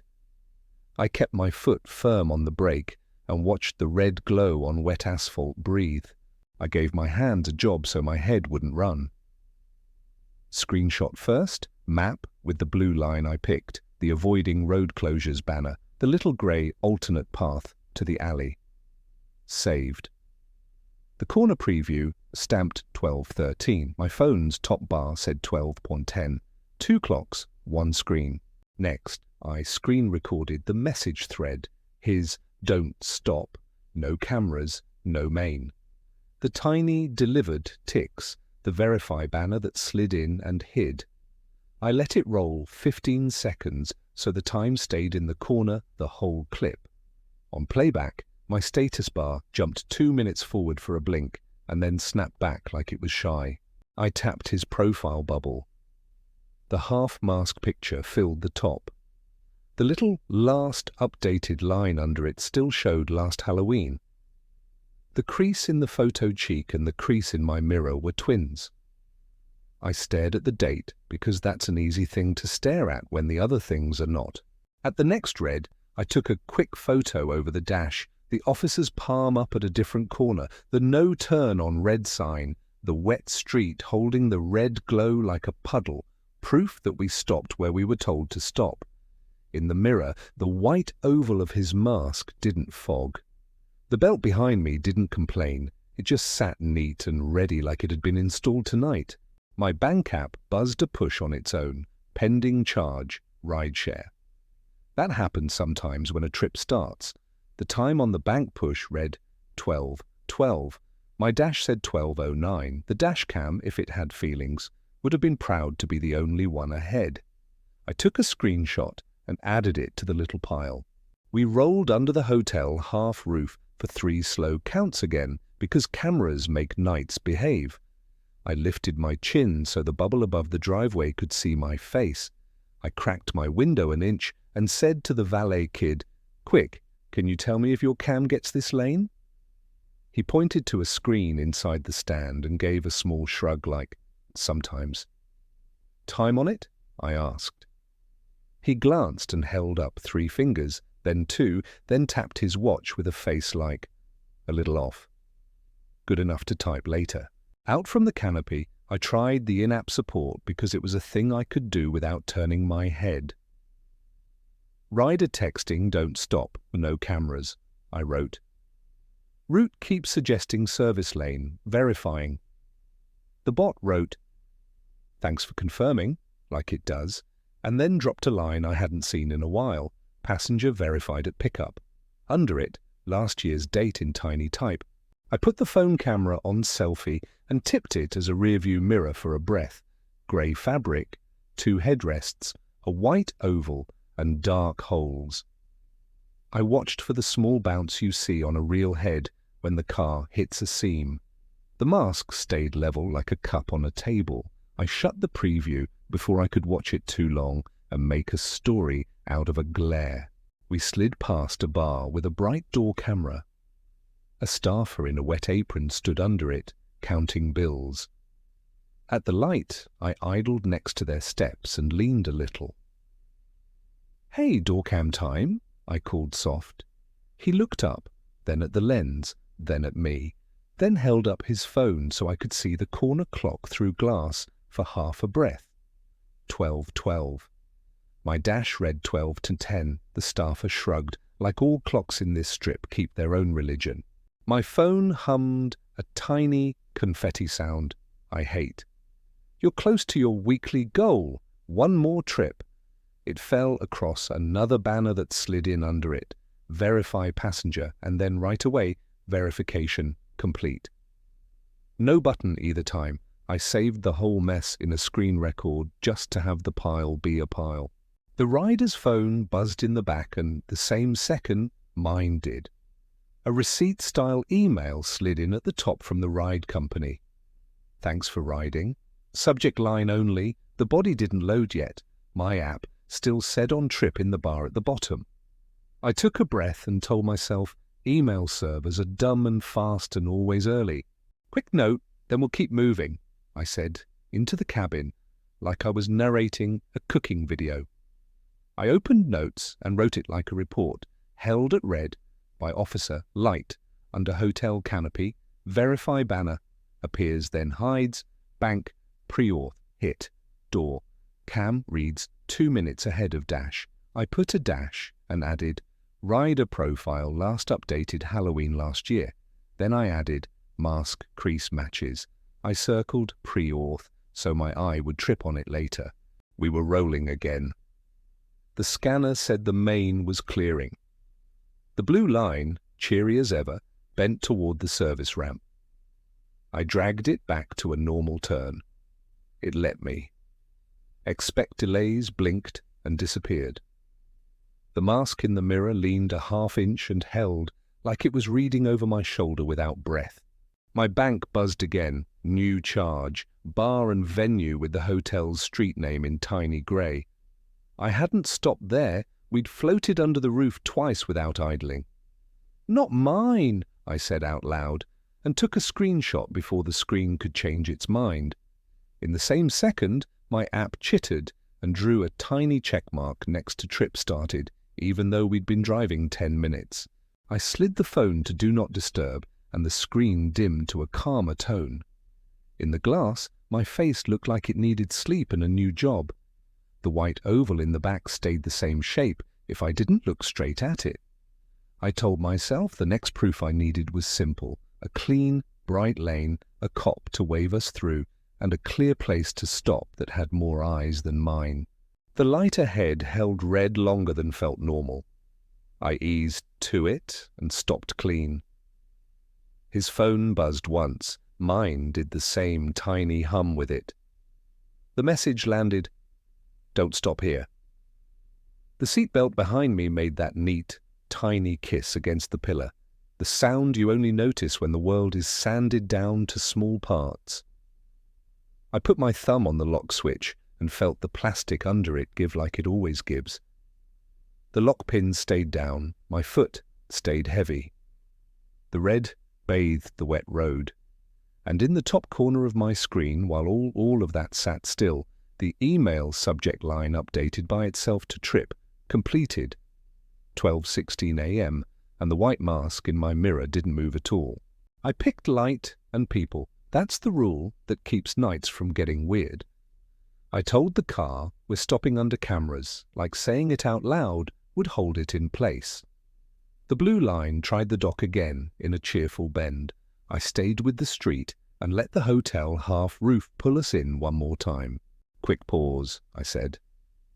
The valet kid did the tired wave through, but I didn't move. 1, 2, 3. The camera bubble above the driveway looked down at me like a big dark eye. The mask in the mirror leaned a hair forward and stayed there. His phone hummed on his knee. Mine hummed with it. Twin buzz, same second. A banner slid in, "Verify passenger," and then, before I could touch it, "Verification complete." No button. The seatbelt behind me gave the smallest kiss against the pillar, that neat little sound my car makes when it settles. "We're stopping," I said anyway, more to the camera than to him. He typed. The message landed, "Don't stop here." The letters sat in my lap like a small brick. I kept my foot firm on the brake. The officer at the end of the block looked our way and then back to his tablet. The valet kid glanced at me like I was trying to make a point he didn't want. "Name one more time," I said, "because it makes people real." He lifted his phone. The same 4 letters. No voice. He held the screen up like a pass. I nodded, because arguing with glass is a long road to nothing, and set my hazards on for 2 beats to make the cameras blink us into their memory. The back right lock pin nudged up a hair and fell a tiny breath. I thumbed the master switch. 4 clean clicks. I said, "Seatbelt on?"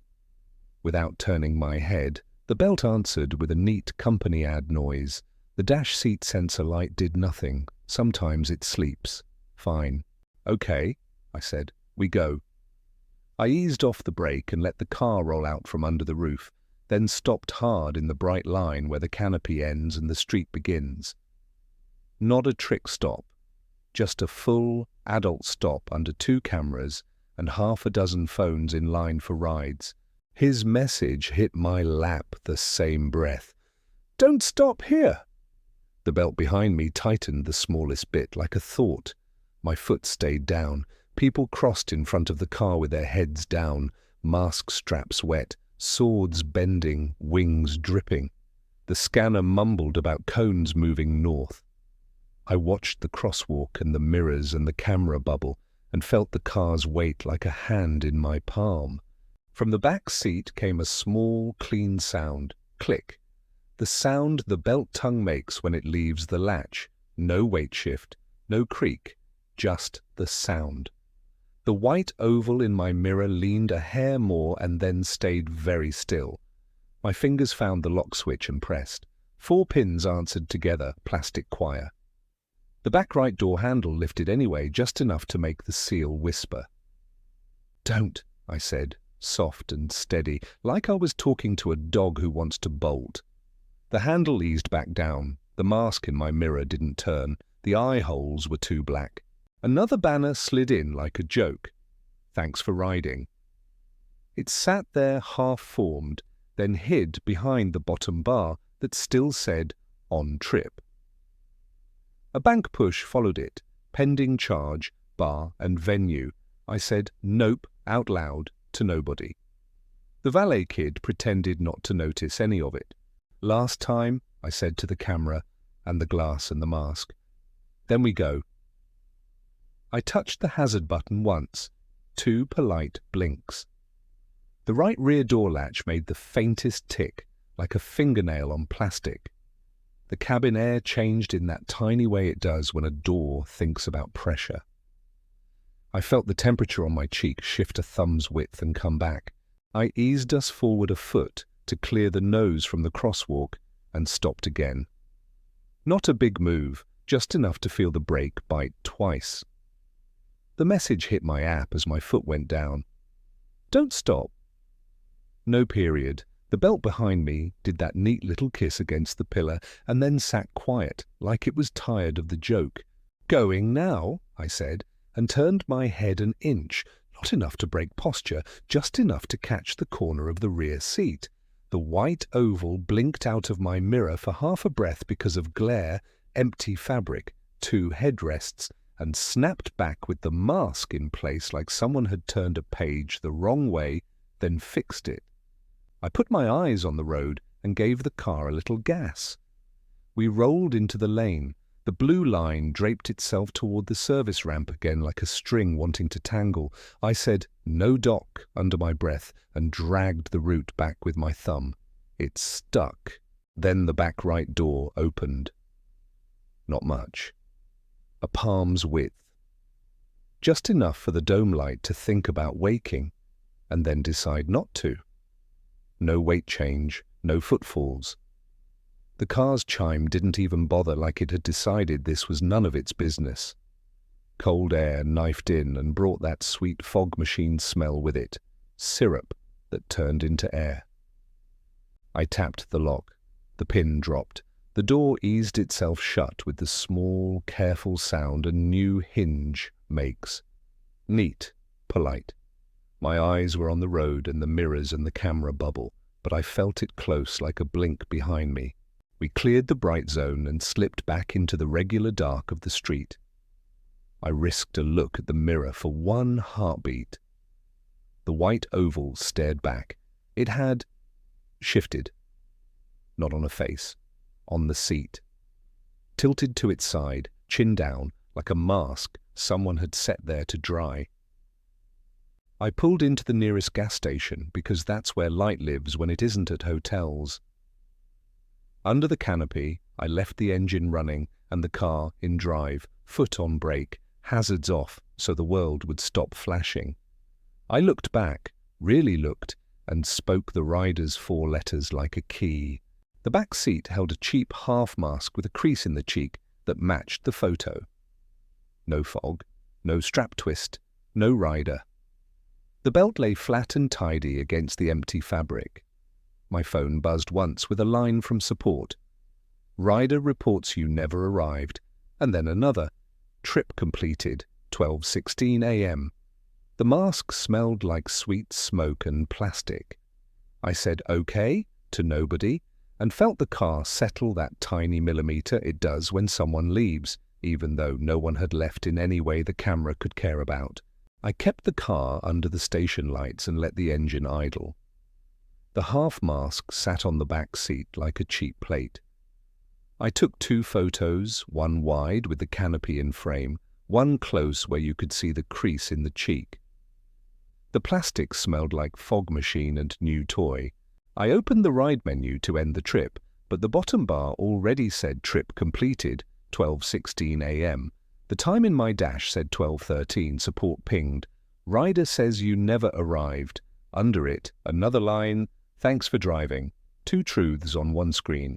I typed, no rider, mask left in car, under camera, at gas station name. The bot replied, understood, drive safely. It added a link, lost and found, return item to rider. I stared at that and felt dumb.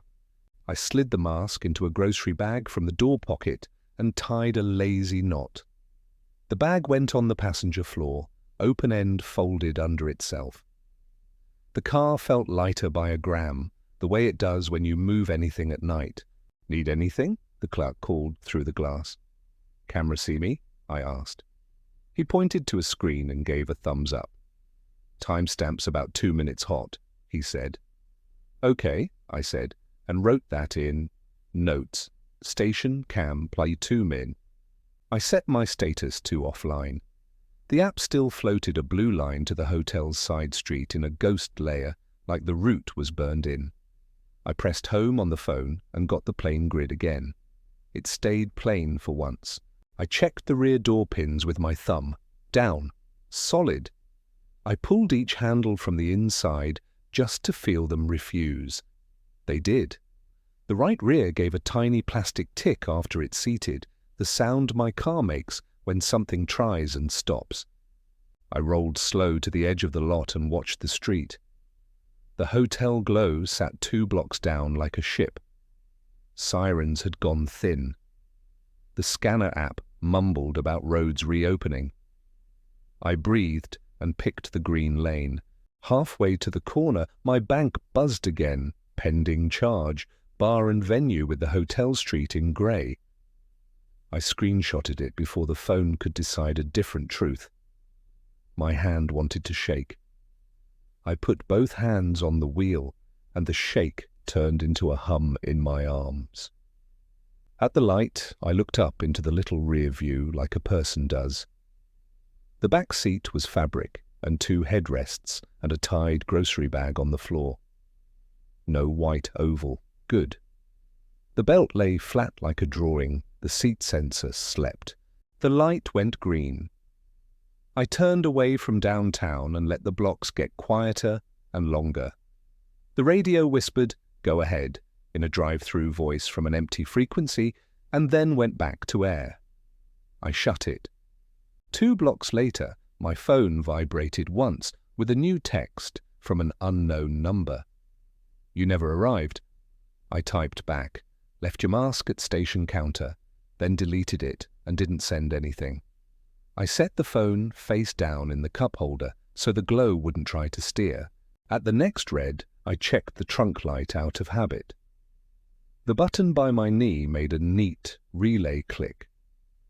The dash showed the tiny trunk icon and then hid it like it was shy. I didn't get out. I listened for the polite knock I'd been hearing all night. Nothing. Just blower on low and rain like paper on the glass. Support dropped a fresh note. Rider reopened trip. Verify passenger. There was no button, just the words. The app tried to float a new pin on the hotel's side street and then changed its mind. The map stayed blank for a second and drew my own street in thin lines like a suggestion. "Not home," I said out loud. I stayed with the long, bright road that points to coffee and a cop lot and a diner that keeps lights on. The lock pin by my right ear nudged up a hair and down, a little breath, like it heard me, and agreed. My tire hit a seam and the back seat gave a small, empty creak, the kind you get from foam, not from a person. It's a sound I know. I let it be. The next light changed before I got to it. I rolled through smooth. The night breathed once around the car and didn't press back. As the hotel glow faded in the mirror, the phone, face down, buzzed twice and then went still. I didn't flip it right away. When I did, two things waited. Lost item claim opened and trip completed. 12:16 a.m., both stamped like they'd always been true. I put the mask bag on the passenger seat so the camera over the diner counter would see me hand it off. The rear lock pin brushed my finger as I reached, a neat little kiss, and settled back down like it was done for the night. The diner was clean and bright in the way late diners always are. I set the grocery bag on the counter under the camera dome and told the night manager, "Found item for a rider. Can you hold this an hour?" He slid a claim slip across, wrote the time from his register, and had me sign. The register clock read 12:16, even though my dash said 12:13 when I parked. I took the top copy and folded it into my wallet like that would fix the night. I filed the lost and found in the app from a booth where I could see the door and the camera. The form asked for item type. I typed mask and plastic. It asked last seen. I wrote back seat under cameras. The submit spinner turned long enough to make me feel alone. Then the green check arrived with a soft chime. The app tossed a line. Return fee billed to rider. That part was normal. Nothing else was. Coffee came hot and thin, and the manager set it down with a napkin and said, "You good?" I said, "Weird night." He nodded like weird comes in with the rain and sits at the end stool. People trickled in, a line cook with flour on his shoes, a kid in a cape with no other costume, two cops who ordered eggs and talked about cones. I checked my email, 3 fresh ones lined up like ducks. Thanks for driving with the 12:16 time. Rider says never arrived and lost item claim opened. The middle one made the least sense. The other two cancelled each other out. I opened the lost item thread and added a note left at diner name counter, camera above register. I attached the photo of the bag on the counter. The send bar crawled and then stamped delivered like it meant something. On the way home, I stayed on wide, lit roads with gas stations like islands. The blue line didn't show because I kept the app closed, but I could feel it living behind the glass anyway, humming the turn-by-turn I didn't want. I turned the radio on and it gave me that drive-through whisper. Go ahead, like a reflex from an old life, then dissolved into regular static. I shut it off. At my place, I didn't pull into the driveway right away. I idled under the street lamp that makes my sidewalk look like a stage and watched my own windows for a beat. Nothing moved except the slat of a blind that never sits right. The trunk lever by my knee made its neat relay click when I tested it. The trunk stayed shut like a good door. I took that as a small win and parked. Inside, I dropped keys in the bowl, set the claim slip with the gas receipt and my scribbled notes, and went for a shower I didn't need. When I came back, the phone had made decisions without me. Trip completed, 12:16 a.m., now had a map I could expand. The line left the alley, ducked the hotel canopy, and ended behind the loading dock ramp I never used. The little end dot sat in the shadow. I tapped report an issue and wrote, "Wrong drop was never there." The app thanked me. It always thanks me. Morning brought regular light and the kind of quiet you can trust. The gas station clerk texted a photo from their security screen because I'd asked the night before. Me at the pump island, trunk up, nothing inside, timestamp 2 minutes hot. "For your records," he wrote. I filed it with everything else I wasn't going to show anyone unless someone asked. Midday, the ride company sent a tidy email. Lost item returned, even though the mask was still at the diner. Under it, a small grey line, verification at pickup with last year's date, like the whole thing had been true for 12 months, without me. Support asked me to rate the rider. I didn't. I closed the app and let the home screen sit there like a blank wall. By afternoon, the bank moved the bar venue charge from pending to posted. I disputed and attached my own pictures, the diner counter at 12:16, the the sheriff lot at 12:04, the station cam off by 2 minutes, the doorbell frame with the 11:46 and the 11:45 out of order. I kept the words short, wasn't there. The bank thanked me, they always thank you, before they decide. I picked the mask up from the diner that night because I didn't want it living on someone else's shelf. The manager slid it back across with the slip. "Nobody came," he said. "We'll toss it if you don't want it." I took it and dropped it in a clear bag, tied the knot tighter, and stuck it in my trunk. The glow under the diner camera made the crease along the cheek look like a smile. In my trunk, daylight made it look like a dent. 2 nights later, on a quiet run to the grocery store, the app flashed, arrived for a heartbeat 3 blocks from a pickup, then undid itself before I could touch the screen. The belt tongue by my right ear kissed the pillar once, in that tiny way the car breathes. No rider in the back. No message. Just one neat sound, then normal. On the weekend, I got a toll notice for a ramp near the hotel. Time 12:16 a.m., plate mine. I paid it because arguing with cameras is like yelling at weather.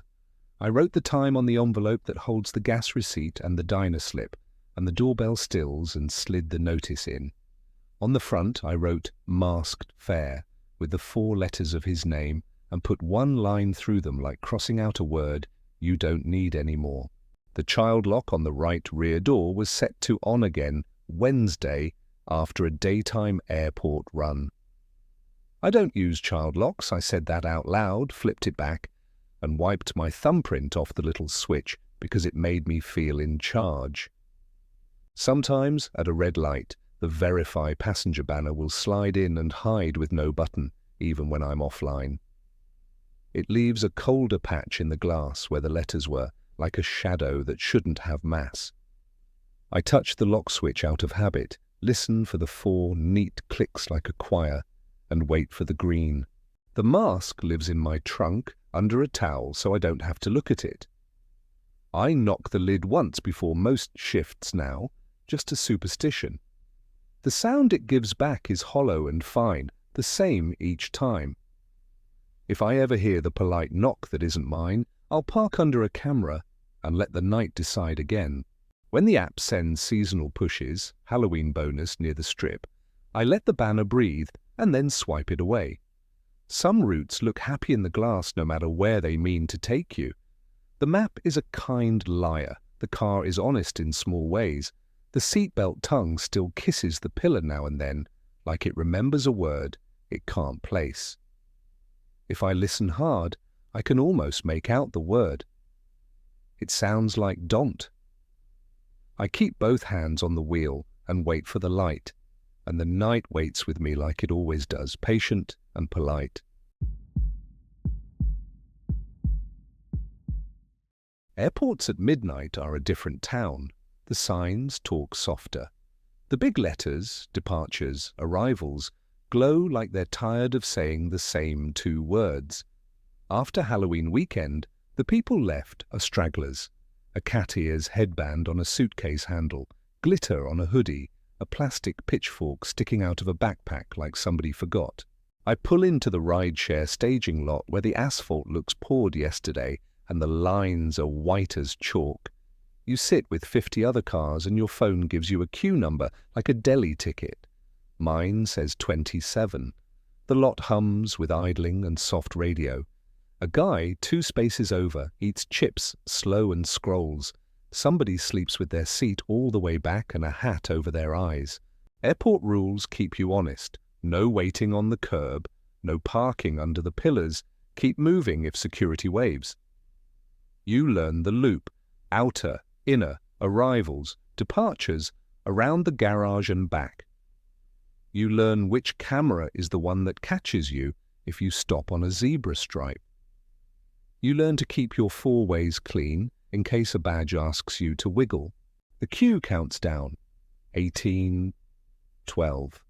7, the board out by the freeway blinks. Gate changes that don't matter to me. Planes roll out to the far dark like buses going to a neighborhood nothing lives in. I sip gas station coffee that tastes like warm cardboard and breathe stew air from a line of buses idling somewhere I can't see. My number hits next and the app buzzes the move up. It throws me a name I can spell without asking twice and a gate letter I know. D, notes say, wheelchair, possible. Another line says 2 checked bags, easy enough. I tap the preset, 2, 3 min, what's your pickup code? Dots pop right away. The 4 digits come back, simple. I leave the lot in a smooth line with 6 others. The ramp up to departures has that dull shine from rain, and the pillars throw the light in flat sheets. I keep right so I can slide to the curb if the lane opens. Security stands under a heater with collars up, watching for the ones who plant and pretend they're loading. The terminal doors breathe people out in 2s and 3s. A kid in a cape drags a rolling case as tall as he is. A woman in a skeleton hoodie holds a cat carrier like a lunchbox. A man in a business coat that's seen hotels all week walks fast, like mice are chewing the last string holding his day up. The loudspeaker tells someone to return to the information desk in a voice so calm it sounds like bedtime. I watch the code on my screen and the letter on the column, D3, D5, D7, big white stencils on concrete. The app arrow shivers and steadies the way GPS does in a roofed place. I keep floating. Security raises a hand to let a bus in and waves me to keep rolling. One more loop, I say to the car, and the car says it back in idle. The message bubble from my rider lands without delay. We're by D8, curbside, small suitcase. The we catches my eye. The party size still shows 1, happens all the time. I type, pull your bag handle out so I can spot you. Because that trick works. Handles make shapes, other bags don't. I swing to the outer lane and let the inner creep. The curb is a long mouth of small scenes, a hug that doesn't end when the luggage does. A driver tapping a horn like that helps. A woman waving her phone flashlight for no one in particular. D6 slides past. D7, the blue arrow, on my screen slides without meaning to, then snaps back like it got scolded. D8 has a pillar scuffed by carts and a metal bin with a sign about no loose items. A cleaner, in a bright vest, pushes a broom that squeaks and his radio hisses a number and then a name. I blink hazards for a breath, so my car looks like a thought and not a decision. The app blips arriving and I ignore it. I want eyes first, code second. Handle up? I text. Yeah, comes back. Black case, small. I scan for the raised handle shape. 4 raised handles answer me from 3 different families. A man in a letter jacket lifts his case, sees it isn't me, and sets it down like he lost something he didn't know he had. I float through, no planting, no fight, then peel off before the security hand gets bored of me. Back to the loop, around the garage, past the slow breath bus, back into the light. The app chirps reapproach D8, polite as a bell. One more pass, I tell the car, and the car says it with that little rise in idle you can feel through your palms. Second approach, D5, D6, D7, and there's a pocket of open curb at D8 like a held breath. I slip in smooth, nose straight, tires touching the zebra stripe but not on it, hazards on for 2 beats.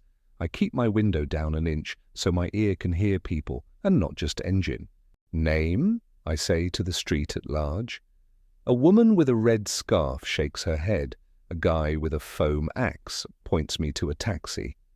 The cleaner's broom squeaks, then stops. That's when I see it. A black carry-on case sitting by the pillar, handle up, wheels turned out like it's ready to roll. No hand on it, no owner stepping in. Just the case, small, black, handle up, like in the text. Airport speakers do that calm voice. Do not leave baggage unattended. It says it while I watch a bag stand alone and get more attended by the second. Code? I try again, steady. The glove tilts the case like a nod, and then the hand is gone. Back into the wash of coats and hoods and rolling carts. No eye contact, yeah. Just a bag leaning its wheel against my bumper like it belongs here. I don't load bags without a person, but the lane breathes weird when you freeze. Security at the far end gives me the small keep moving hand they give everyone. I thumb the trunk release. The relay in the back gives its neat click. The lid lifts a 1/4 inch and sticks, polite as always. I get out, keep one foot in so my dome light won't flood the cabin, and lift the lid the rest of the way. The trunk light warms up slow to that dim yellow that always looks a little sad. Name? I ask the air in case someone is about to claim it. A man in a coat that's seen hotels all week shakes his head without looking.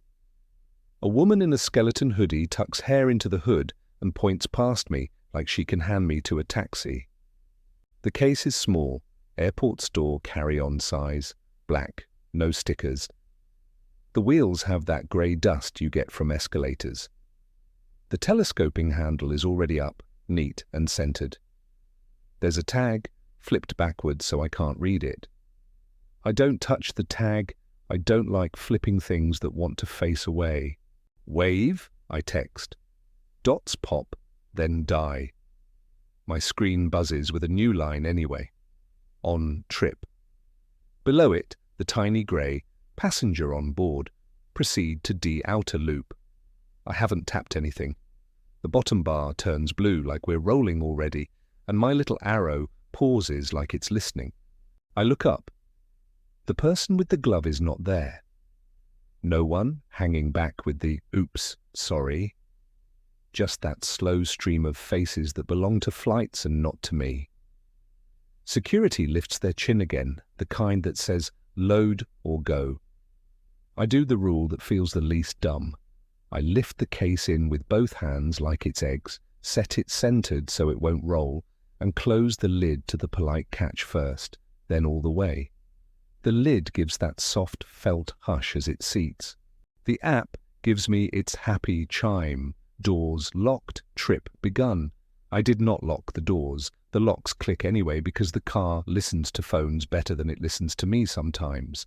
The bottom bar says 2 de-outer loop, 7 min, as if I had chosen a conversation we both remember. I get in and check the back seat like a person does. Grey fabric, 2 headrests, empty. I half turn and say the rider's name out loud because voices can skip where texts can't. My breath fogs a small crescent on the rear glass and fades. No answer. Where are you? I send in the thread. A bubble comes back in less than a second. I'm here. It's the exact phrasing from one of my quick replies. The punctuation is mine. The period sits where I always put it. For a beat, I think I fumbled and hit my own preset. I scroll. The outbox shows nothing new from me. The I'm here lives with their color, not mine. Code again? I try. The reply lands. 4 digits. Right away. Correct. The timestamp beside it is 3 minutes ahead of my top bar. That can be towers. That can be nothing. Nights like this are built out of nothings. I roll because the lane wants me to. The arrow on my map is too smooth, like the app is driving, and I'm the one updating. Outer loop, I say, because sometimes you talk to text like it has ears. A bubble lands, outer, lowercase. My own quick reply set has outer loop OK, capital O, question mark. Not a match, not a match. The loop pulls me past the pillars where the heaters hiss. People step off the curb to test physics. A badge waves 2 cars out like he's pulling a ribbon, and we all slide. I keep to the right so I can duck if a bus blinks. The app's line does a neat curl, like it knows where the bus will be and when it will leave. I don't argue with curls if they're true. Need the luggage code on the tag? I ask, because it's a normal thing to say when a bag rides alone. My phone rings before a bubble shows. App call, masked number. I swipe and lift it and get the sound of air moving, the kind of sound that lives near doors. The voice that isn't a voice says something like, the tail end of here. and then the call dies. 8 seconds, my log will say later. 8 seconds like the voicemail from the cul-de-sac, but that's a different road, a different night, a thought I push away. Under the roof, GPS does its small stutter. The arrow floats for a breath between levels and then snaps to departures outer, like it's pleased to know a thing. The PA voice thanks someone for returning to the desk. It is calm enough to tuck a kid in. "We're circling once," I text, and send the preset. "Please step to the curb with your bag." The reply lands with my own words, my own preset, but not from me. "Please step to the curb with your bag." The colour isn't mine. The time is 3 minutes ahead. The period is where I always put it. I pass D8 again and leave the car windows down a finger so the night can tell me if it wants to. The case is quiet in the trunk, the way things are when they're shaped like boxes and filled with clothes. No roll, no slide. The trunk light, if I could see it, would be off by now. I keep seeing it glow in my head like a nightlight behind me. Security waves and I wave back with my headlights like a person trying to be less of a person. A bus breathes in like a whale and we all make room. The app slides me past a zebra stripe and then draws a soft bend like a pen stroke. 7-6, it says, like the plan is time. "Just confirm how many in your party," I type, because the first message said we.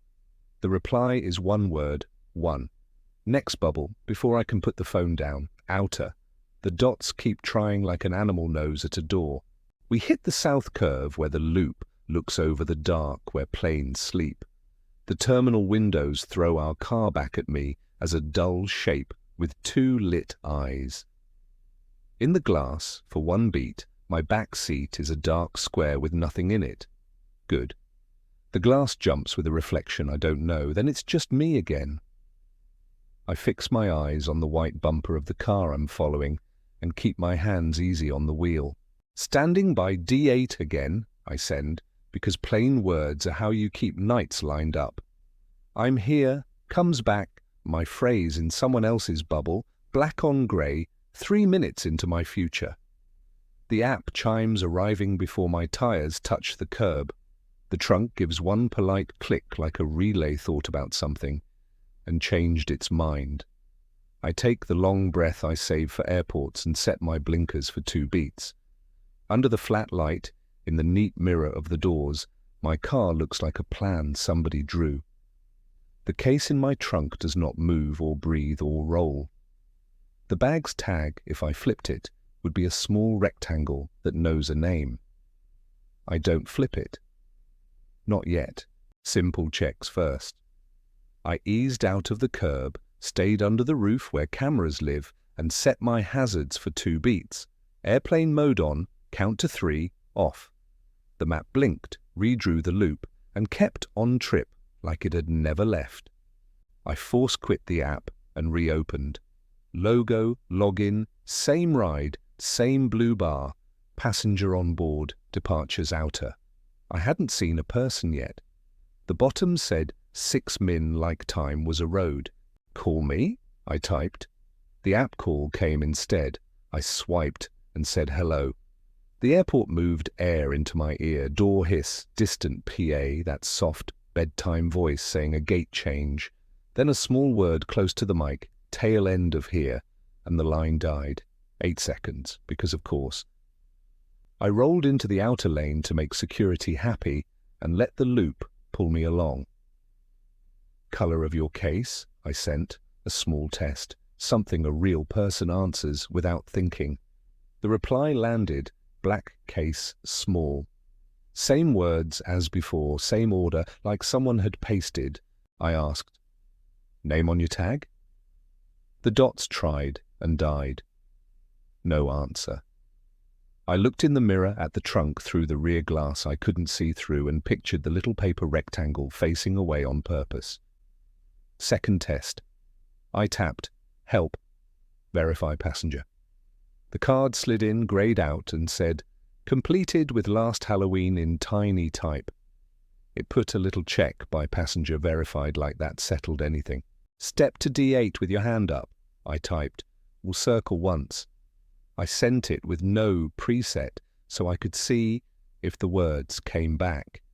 The reply came fast in my bubble color, my phrasing, please step to the curb with your bag. Only it wasn't mine, it lived in their color, 3 minutes ahead on the stamp. My phone top bar still sat 3 minutes behind. The loop narrowed where the garage shadows crowd the roof. GPS did a small float between levels, then picked departures outer and looked proud. I cracked the window a finger to let sound in. The trunk behind me stayed quiet the way boxes are quiet. No roll, no thunk, just a feeling of weight. I slid past D8 and took the wide bend where the glass lets you see yourself. My car came back at me tall and grey, 2 eyes glowing. For a heartbeat in the reflection, the back seat looked empty because of glare. Then it filled with the idea of a square. Not a person, just the idea. I watched the lane instead. Third test, screenshots and times. I took a photo of the blue bar, the on-trip, the ETA, and the top bar clock. The corner preview stamped 12:23. My status bar still read 12:20. I shot the dash and dash cam in the same frame for later me. The dash cam had edged 3 minutes ahead again, as if it wanted to be first. Support chat. No rider seen. Bag in trunk. App says passenger on board. The bot answered, thanks for confirming, and then a second line, we show your location at blank, brackets with nothing inside, same oddity as the cul-de-sac. My stomach noticed that before my head did. I rolled under a camera bubble and eased into an open slice of curb at D8. Hazards for 2 beats. Wave, I texted, dots up, dots gone. I stepped out with 1 foot still in so the dome light wouldn't flood. I popped the trunk. The relay gave its neat click. The lid lifted to the polite catch. I raised it the rest of the way. The trunk light warmed from nothing to a sad yellow. The case sat centered, small and black, wheels turned out. No stickers. The tag was there, flipped backward like a face turned to the wall. I didn't want to touch it. Airport rule, you don't flip what wants to face away. I used my phone camera like a mirror, selfie lens tipped toward the tag to catch a backward name. The glass gave me letters in ghost order that could have been mine if you folded them and held them to a window. I lowered the phone. Name? I said into the trunk space. The PA thanked someone. A bus sighed. A badge waved. No human voice claimed the word. I set the lid to the polite catch and left it there while I slid back behind the wheel. The app cheered, doors locked, trip resumed. I hadn't moved. The locks clicked anyway like a tiny choir. Party size, I sent, because the first message said we. 1 came back, then outer like a cough. I wrote, step to the curb now. The reply used my own preset again and sent it to me as if I'd asked myself, please step to the curb with your bag. The period sat in the right spot like it knew my hand. Fourth test, change levels. Sometimes text and people miss each other because of flaws. I put on my blinker, signaled out, and took the ramp up and over, then dropped to arrivals. The app fought for a second and then redrew to departures outer on its own, drawing a ghost line across concrete like a kid tracing on a table. We're at departures, I typed, because simple facts are anchors. Outer came back again, patient as a hum. I asked, wheelchair needed? Because the note had said maybe. No, came back. Then a minute later, my own words appeared from their side. We're by D8, curbside. Small suitcase. That was the very sentence from earlier. The timestamp wore a time I hadn't lived yet. I toggled airplane mode again. Off, on, off.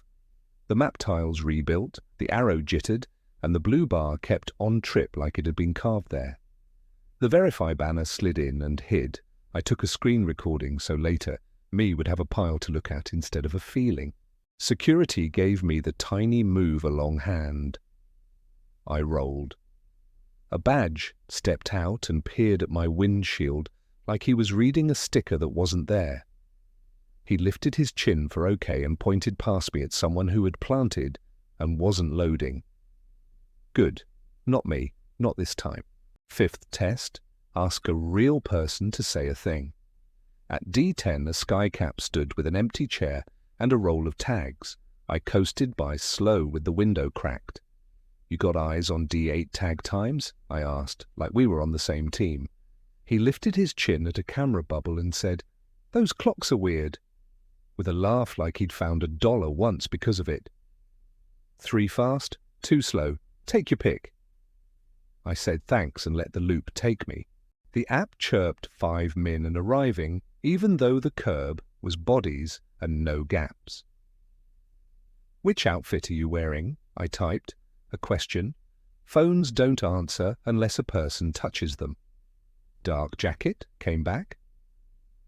I looked at 100 dark jackets and saw none that looked at me. The trunk made a very small sound, honest as a drip, not a roll, not a thunk, the kind of tiny plastic touch you get when a case shifts a 1/4 inch and a wheel kisses carpet. I felt the sound in my teeth more than I heard it. I put my palm on the lid through the rear seat shape and felt the same nothing you always feel, just a car being a car. Another loop. The voice on the PA told someone else to return to the desk. I thought of the mask in the diner bag and the cul-de-sac pumpkin and told myself, this is just an airport. People, heat lamps, bags, loops. I took us under the roof again at D8 and gave us 2 long hazard blinks. Wave now, I typed. The dots appeared, held, and died. My phone hummed with a bank push. Pending charge, Rideshare. The time on it sat 3 minutes ahead again. I screenshotted it and put it in the growing stack. I lifted the trunk one more time because it's what you do when you're out of good ideas. The light warmed. The case sat like a well-behaved pet. The tag still faced away. I reached and pinched the corner with 2 fingers, slow, just enough to flip it and read without touching more. The paper slid under my nail like it had weight. On the tag, where a name should live, a little printed sticker sat with 4 letters, mine. Under it, tonight's date. Under that, a barcode and a lane, D outer. I let go. The tag turned its face to the wall again like a shy person at a party. I shut the lid all the way because the polite catch suddenly felt like leaving a door on a latch. The lock settled with a neat sound I know by heart.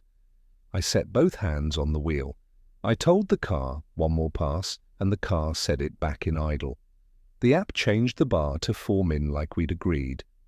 The PA thanked someone else for returning to the desk. The case in my trunk did not breathe or roll. The loop pulled us along like it had pulled 1,000,000 small nights along, and I did the simple thing you do when you're not sure.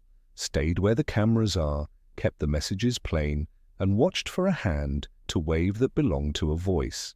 1 more pass, that's what I told the car. The app said 4 min, 3, happy like a microwave. Security did the small keep moving hand from under the heater. I stayed under the cameras and let the loop pull. A bubble landed, outer, then another before I could type, "Don't open." I looked at the trunk in the mirror even though I can't see through it. "We're staying curbside," I said to the car. Saying it out loud makes it feel like a rule. I slid into a clean slice of curb at D8 and set hazards for 2 slow blinks. The PA did its bedtime voice about unattended bags while I sat with one in my trunk. "Wave," I texted. Dots rose, held, died. The blue bar flashed, arriving twice like it wanted to clap. The trunk latch gave a tiny, polite tick, nothing that would wake a chime, just that neat relay sound I know. My skin did the small, dumb flip it does when a stair isn't where you left it. I tapped cancel just to see my choices. Rider, no show. Unable to locate. I hovered. The bottom bar popped itself to trip, completed, 12:24 a.m., and threw confetti like a party, then yanked the confetti away and replaced it with reopened. Proceed to departures outer. No button, just orders. Call me, I typed. The app called instead. I swiped, door hiss, distant cartwheels, the soft tail of here near the mic. 8 seconds again. The line died like it didn't like my side of the air. Security at the end did the chin flick that means quit being interesting.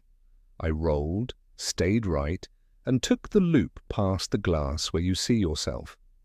In the reflection, the back seat looked empty for a breath, glare, then was just a dark square with nothing in it. Good. Still, my shoulder muscles didn't listen. At D10, a skycap with an empty chair did lazy circles with a tag roll. I slid by slow. You guys see D8's time? I asked. He laughed and pointed up. Pick a clock, he said. 3 fast, 2 slow. I nodded like that was a thing a person could file under normal. The app offered the service ramp again with a cheer. Not the dock, I said out loud. A bubble landed, loading. Same lowercase, same timing like a cough. I dragged the blue line back to a street a camera could love. The ETA jumped forward, even though the distance got shorter. My teeth didn't like it. I tried, help, verify again like poking a bruise. Completed, it said, with last Halloween tiny underneath. A check mark next to passenger verified like we'd shaken hands already. We hit the south curve. The bus slide opened. Security waved 2 cars, waved me, waved a taxi that didn't move. 1 loop, then I'm parking in the help bay, I told the car. The app pushed a red bar I hadn't seen in a while. Wrong direction. Return to departures outer. I let it sit. It faded like a kid who lost an argument. The trunk made a very soft sound. Not a roll, not a thunk, more like a wheel-kissing carpet after a 1/4 inch of shift. I felt it more than heard it. I kept both hands on the wheel and counted to 3 under the canopy. 1, 2, 3. The camera bubble above me could see my face if it wanted. A bank push slid over the top. Pending charge, rideshare with the airport street on it. Time 3 minutes ahead again. I screenshotted it while the light was good. The rider bubble landed. We see you. First message tonight, that wasn't a preset. I checked the back seat in the mirror like a reflex. Fabric. 2 headrests. No person. Where exactly? I typed. Here, came back. Period in my spot. Time in the future. I let the car creep 2 feet and stop again. The belt didn't tighten. The chime didn't care. The trunk relay made that neat, soft click, like a thought changing sides. Traffic control bay? I asked a traffic officer when I caught his eye. He did a small circle in the air with his finger and pointed past the next pillar. Quick, he mouthed. I took it. The bay is just a notch with cones and a sign that says, Assistance Only. I pulled in nose out so the cameras could read my plate. Hazards for 2 beats. I cracked the door and kept 1 foot in. I popped the trunk. The light warmed from nothing to that sad yellow. The case sat centered, wheels out, handle tight. The tag still faced away like a shy person. The officer took 2 steps toward me and stopped at the cone. You good? He said, voice flat with a long night. Rider not at curb, I said. Bag in trunk. App says they're on board. He made the face people make for tech and rules in a fist fight. You can loop or call baggage, he said. Don't park. He looked up into the camera bubble like that was the boss. I set the lid to the polite catch and slid back in. The app cheered. Trip resumed. A bubble landed the same breath. Don't stop. 1 more, I said to the car. The car set it back in idle. We pulled from the bay and the blue line snapped happy to D outer like a magnet. The PA told someone to return to the desk. A bus breathed. Doors hissed. The glove that had tilted the bag never showed again. The case didn't roll. The loop held us the way loops do, tight, dumb, patient. The weird part wasn't loud, it was tidy and polite. Proof calms hands. I gave myself jobs. Screenshot, blue bar with on trip the wrong direction. Red banner, half faded, the ETA ticking like a metronome. The corner preview stamped 12:24. My top bar said 12:21. I caught the dash clock and the dash cam in the same photo. Dash 12:21, dash cam 12:24, proud as always. Screen record, the verify card sliding in to completed. Last Halloween, in tiny type, the check mark. The support chat lines, passenger verified at pickup, and the empty location bracket. That makes my stomach take a small step back. Photo, pillar D8 stencil, big white letters, the wet zebra stripe at my tyre, the no parking stencil in the concrete, the cleaner's broom left on its handle.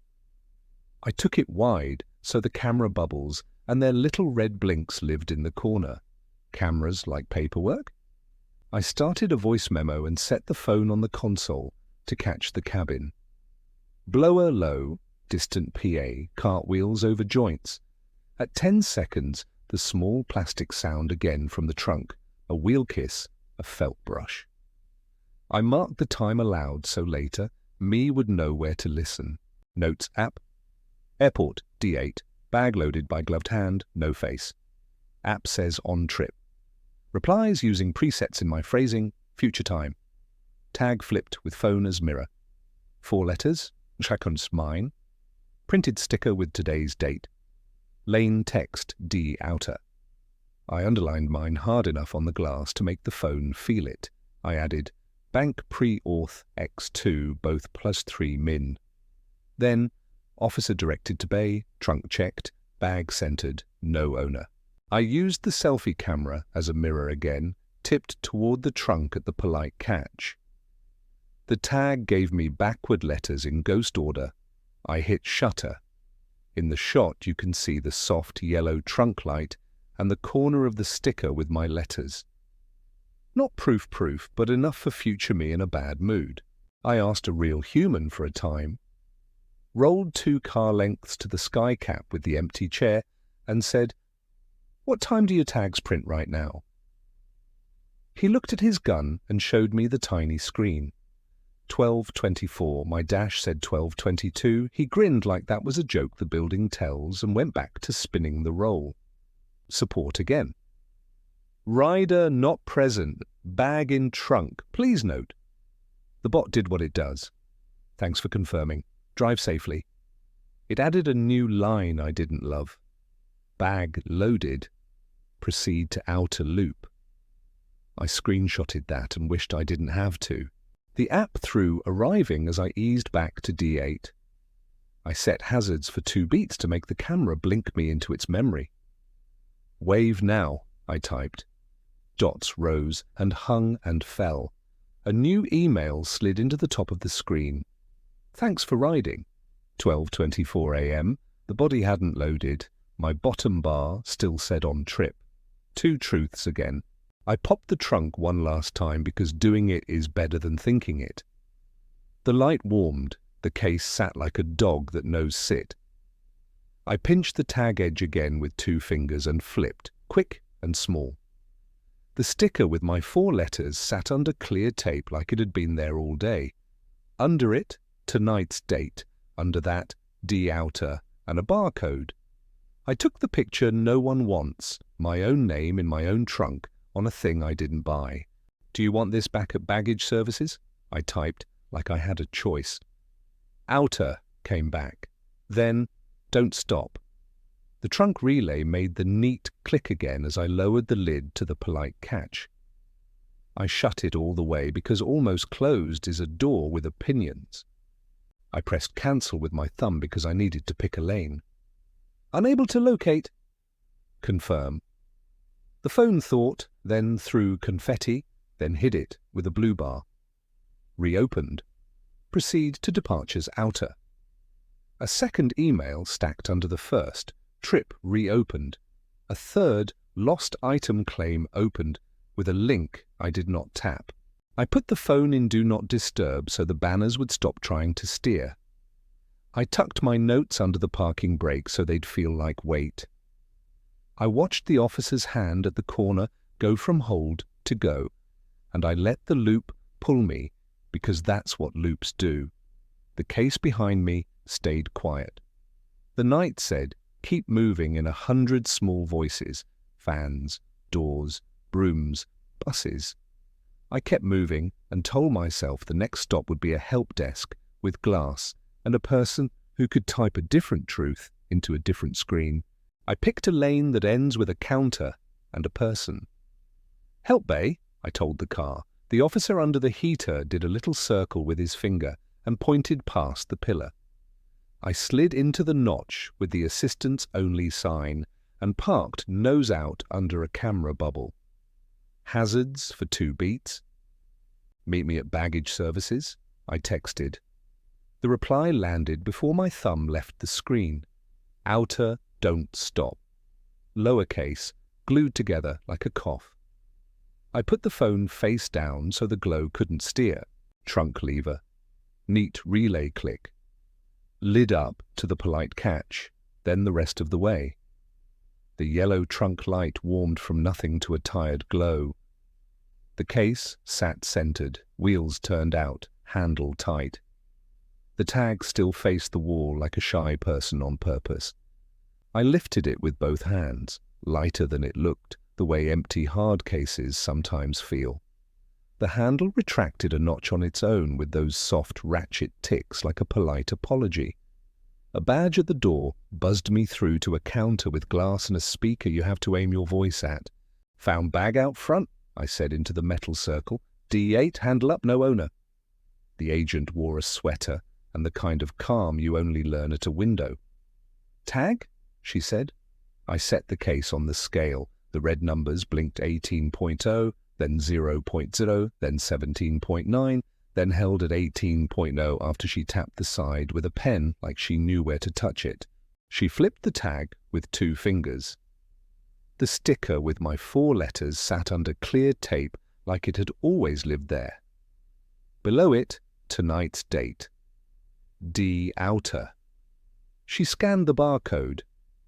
The gun beeped to happy beep, and her screen smiled the way screens do when they think they're right. "Owner," she read, then looked up at me like she expected me to laugh. It showed my last name, under it a flight code from last Halloween. "That's not mine," I said. "I drove in from town." She made the face you make for software and shrugged one shoulder. "Could be a system thing, we'll tag and cage it." My phone buzzed in my pocket with the app call. I stepped half-turn away and swiped. Door hiss. A PA voice saying something about a gate change in that bedtime tone. Then the tail of "here" near a mic and 8 seconds were gone. My log would love that later in the same way it hates it now. The agent printed a claim sticker, bright orange. The printer spit it with a time, 12:27. My dash had said 12:23 when I pulled in. "Your clocks run hot?" I asked. "Some do," she said, sticking the orange over the clear tape until my 4 letters lived half visible under the edge like a ghost. She slid a carbon slip under the glass for me to sign. The top line read, "Found property, D8, 12:27. I signed the box.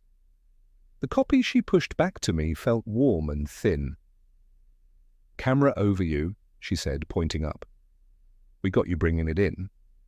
I nodded like that was a good sentence. Out in the bay, the officer stood by his cone and watched my plate. The app screen woke itself on my seat. Trip completed. 12:24 a.m. Confetti fell. A second banner stacked under it. Trip reopened. Proceed to departures outer. The bottom bar still said, "On trip," until the confetti covered it. 2 truths on 1 inch of glass. "Can you mark that I handed it to you?" I asked the agent through the speaker. She tapped keys and the gun beeped again. "Logged," she said. "Owner will call, or won't. You did your part." She sealed the case in the back, a cage of dull metal with a padlock that looked new, and older at the same time. When she rolled the case away, the handle clicked down a last little notch by itself. The sound went through the glass, soft as a pencil tap. I felt it in my teeth like a tiny weather change. I tucked the slip in my wallet with my gas receipt and walked back to the bay. The officer pointed up toward the bubble. "You're on 3 cameras," he said, like that was a blessing. "Loop if you're looping." I said thanks. In the car, I set my status to offline so the app would stop trying to be my boss. It still slid a grey banner over the dead home screen. Verify passenger, no button. Then verification complete, like a wink.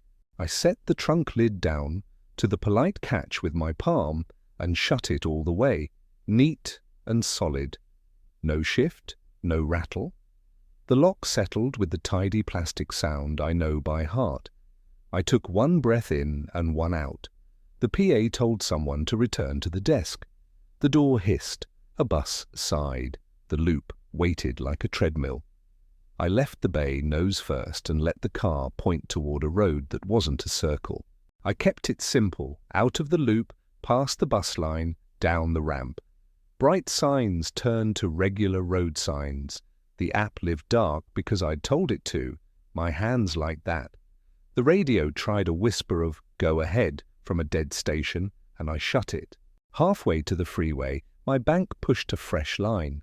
Pending charge, rideshare with the airport street.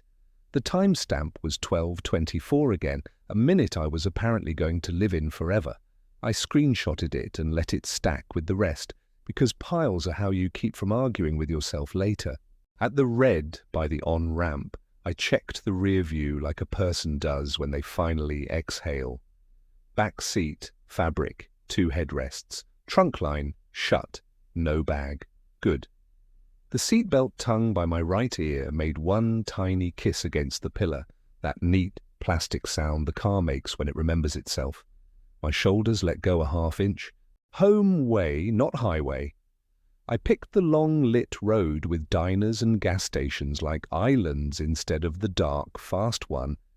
The phone, off, dark, still managed to give me a lock screen notification in the corner of black. Lost item claim opened with the bag icon. A second later, thanks for riding. 12:24 a.m. I didn't touch either. The screen stayed dark. The words felt like light someone else had control of. At the all-night diner, I parked under a camera and took 2 photos of my empty back seat and closed trunk like a person saving his own breath for later. The night manager waved from inside like, "Now what?" and I shook my head and lifted my coffee cup in a little toast to his fluorescent world. He smiled a tired smile that meant all kinds of things. On the way home, the scanner app muttered about cones coming in and lanes reopening. A bus blew by with lights off like a big dark whale. My car hummed the low hum of something that wants to keep moving but will settle if you ask nicely. Outside my building, I didn't pull into the driveway right away.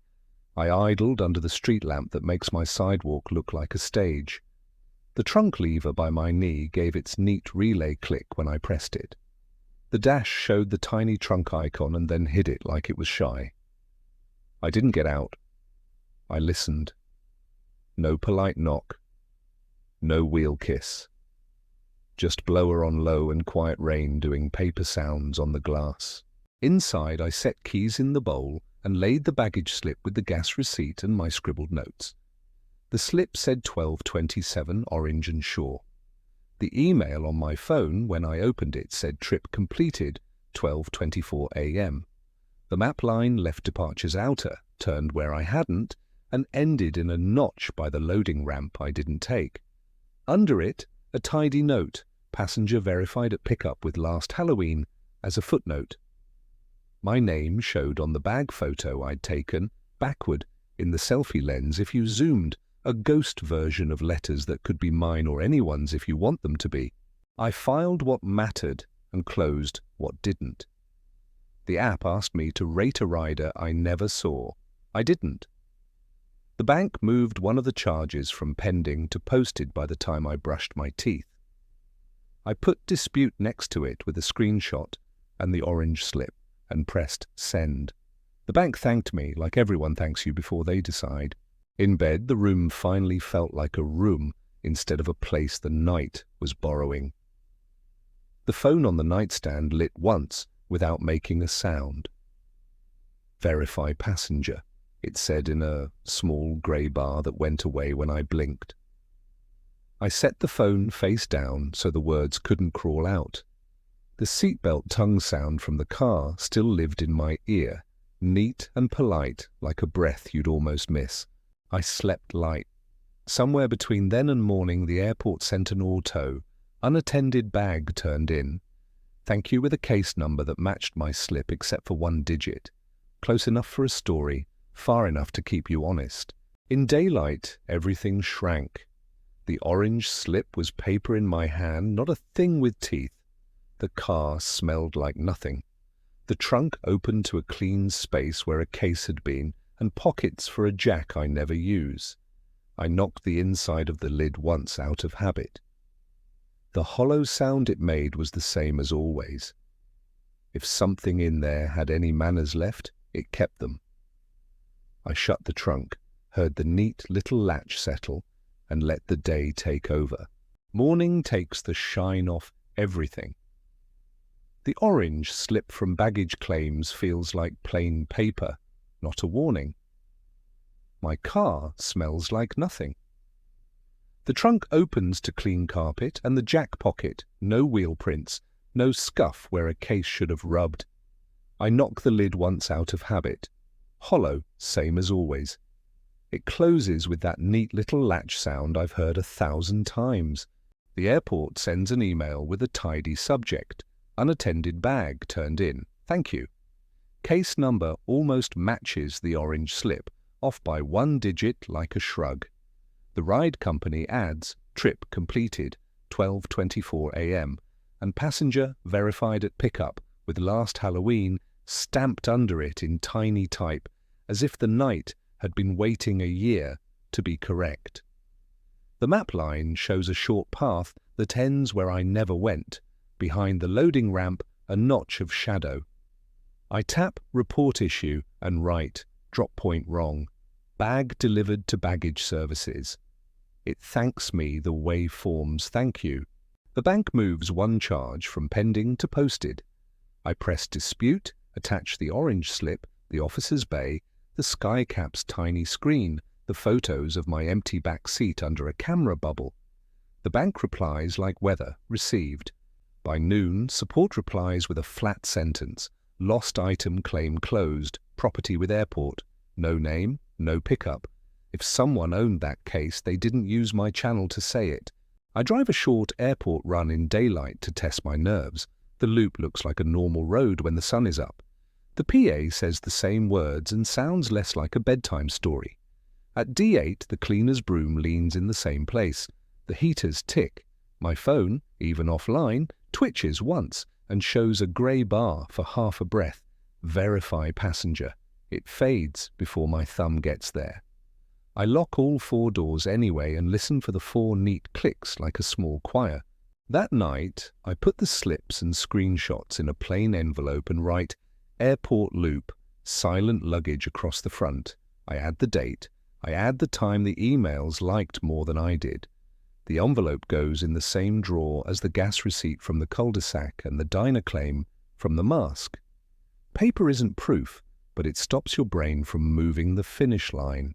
Some nights, the seatbelt tongue by my right ear gives that tiny plastic kiss against the pillar at a red light, the car's way of remembering itself. If I listen too hard, the sound bites off the end of a word that lives under my tongue, here, and then lets it go. When the app pings a fresh airport bonus with a smiling suitcase, I let the banner breathe and then swipe it away. Light and cameras, I tell myself. No bags without faces. Keep moving when the loop tells you to, but pick where it ends. If you made it this far, thank you for riding shotgun. 3 rides, 3 different kinds of quiet. Tell me this in the comments. Which rule would you keep? Only light and cameras, or never open a trunk at pickup? And drivers, have you ever had a bag loaded with no owner? Flyers, would you have flipped that tag? If the story's got under your skin, tap like, hit subscribe, and ring the bell so the next one finds you. Share this with a night shift friend who knows the sound a seatbelt makes when a car remembers itself. Sleep with the doors locked. Keep your code handy. And if a voice ever says "here" right next to your ear, make sure it belongs to someone you can see.